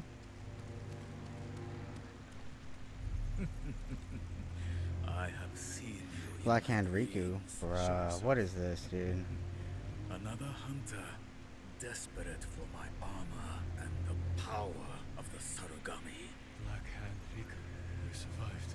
No, I was reborn in darkness.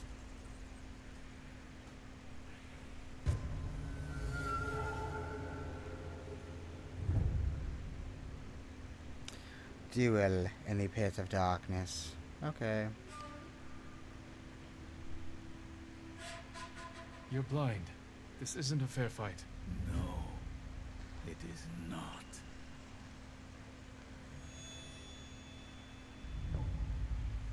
That's cool. I'll kick your ass anyway, bitch.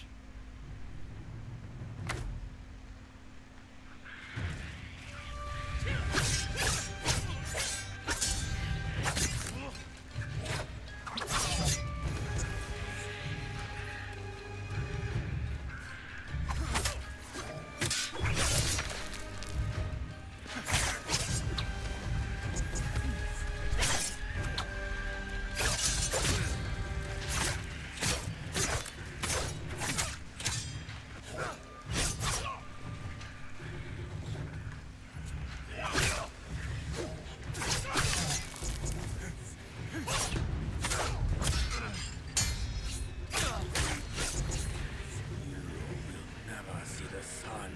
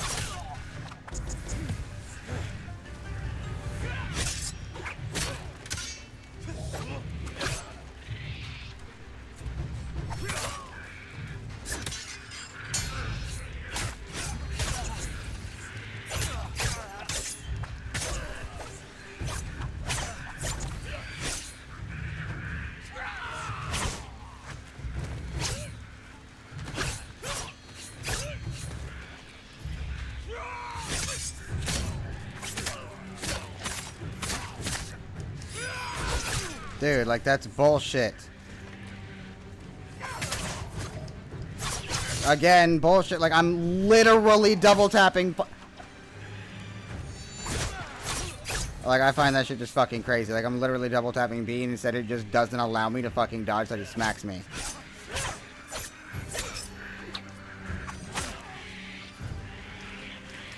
Oh, I need to dude.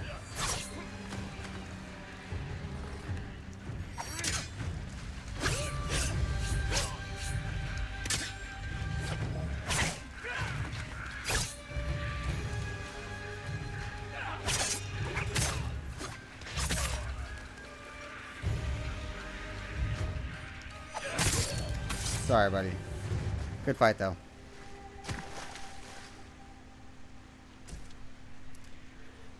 Definitely got me there a little bit.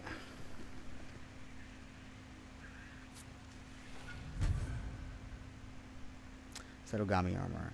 Imbued with the power of a fearsome monkey spirit, pushing its owner to embrace risk and danger. Yeah, see, that makes sense. Regular parry is disabled. Perfect parry becomes a chain of 2 attacks, and perfect dodge also damages nearby enemies. Interesting. All resolve gains are increased by a moderate amount. Perfect parry and perfect dodge windows are increased by a moderate amount. Interesting. What's up, bro? How you doing? Would I have to wear the Farugami armor right now? For what? Or Sarugami armor right now? For what? Alright, this looks pretty sick. I'm not gonna lie. Makes me look like a fucking turtle.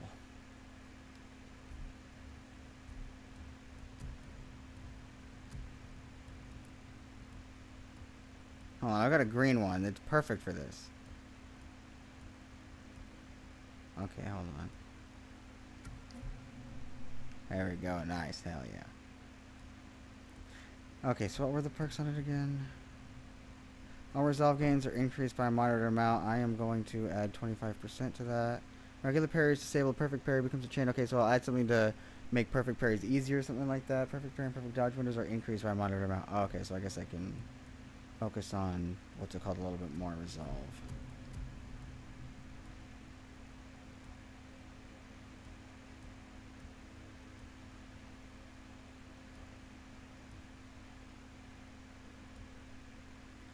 Monkey sectors you to do. Okay. Whenever you heal, using perfect parry and perfect dodge windows are extended for a limited time. Okay, and again, jeez, bro.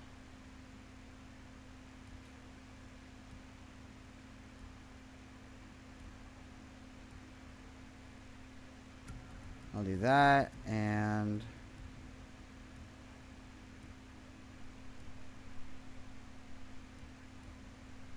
yeah, give me health, I guess.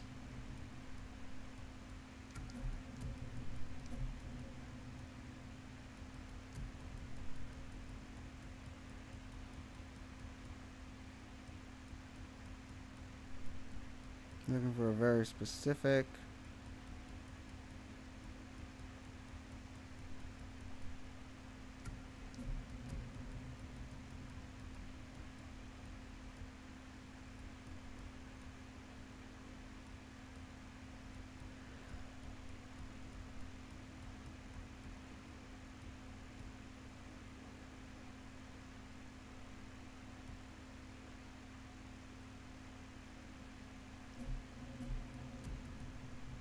Resolve gains, perfect parry disabled, okay, perfect parry increased by moderate amount. Okay, what was the other one that had something to do with?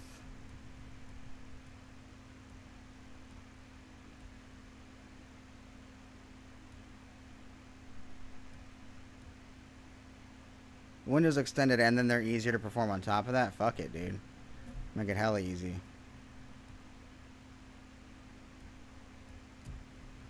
Resolve gains.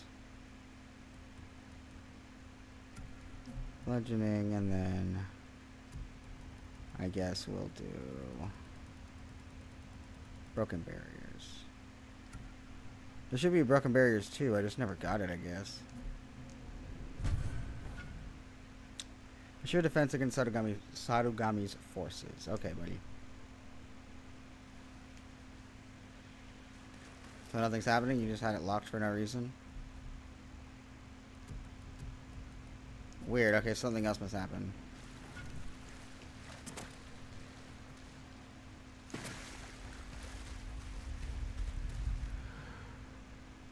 Release your perfect parry and perfect dodge abilities, but disables your regular parry abilities. Stay vigilant. Oh, right. I can't normal parry at all, I guess. So I guess it's a good thing that I added that other window thing. Right, to make it a little easier to perfect parry. Like, that's going to be necessary.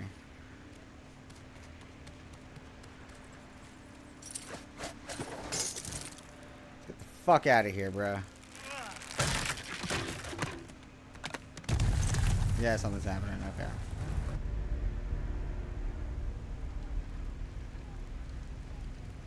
What is happening? He's over here. Is it me? Yep, it's me, bro. The armor is a good fit, my lord. You look just like old Rico. Bruh. Shouldn't you be busy telling ghost stories in Funa's refuge? Hand over the armor. Make it quick. What a dickhead. And saving it for Riku's corpse. Riku is yours. The armor is mine. Damn samurai.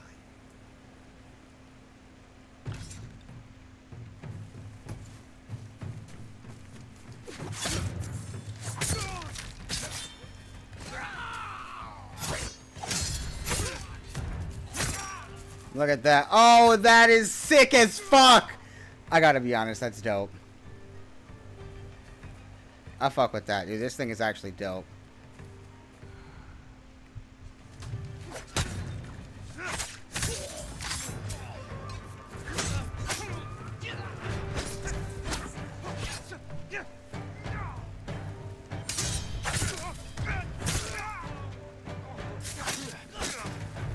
It boosts the deadliness of it too, okay. Okay, so it's perfects or hard dodging, and that's it. Nah, get your ass over here, nigga. Yeah.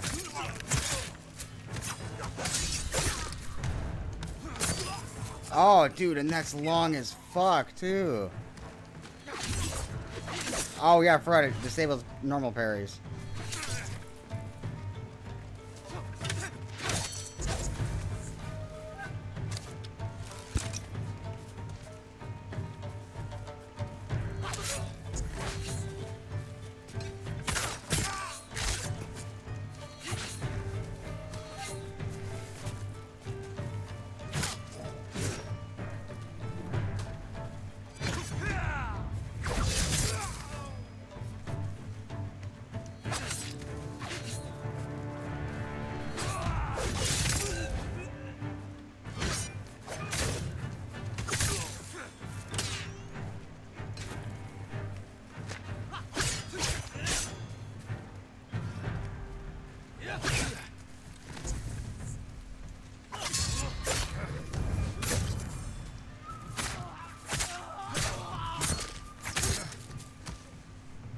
Bitch ass nigga, bro. That's all of them.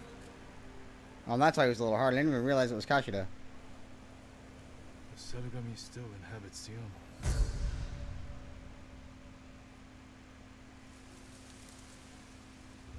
A gift and a curse.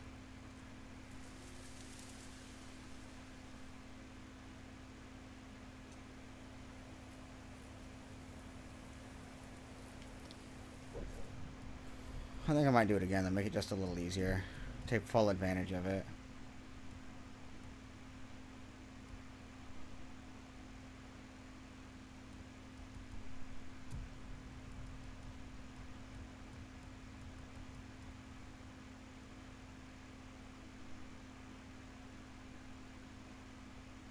No, never mind. I'm not going to use that because that's a little too much. That caveat is fuck.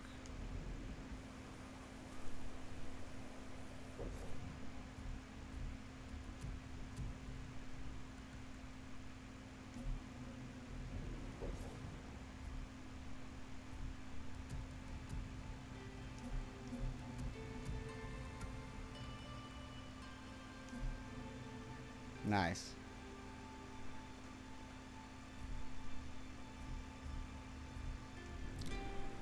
Okay.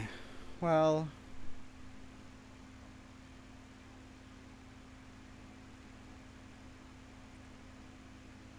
with that, I think I'm going to go to the grocery store and then I'm going to come back and start playing Hogwarts Legacy.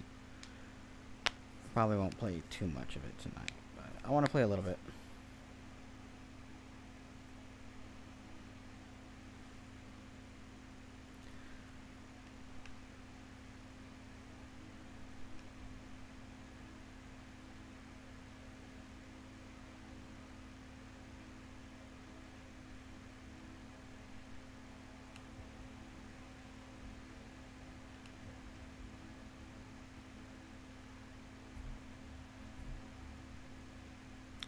I still haven't found a single trapper or anything yet, bro. Are there not any on this fucking island?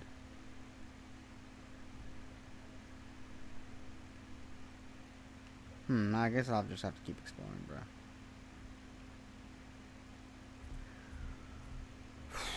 Well, yeah, I guess that's it. That's enough for today, I suppose.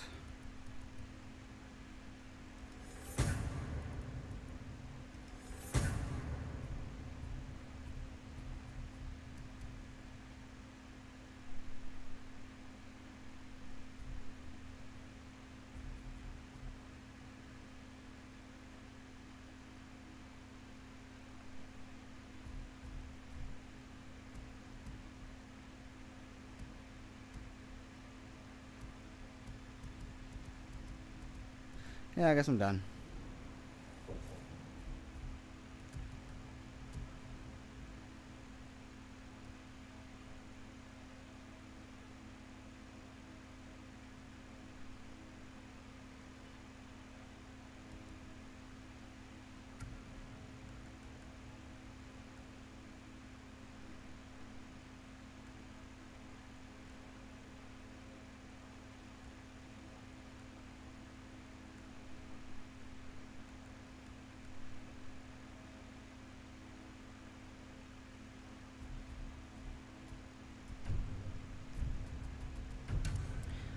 Yeah, that's that for now.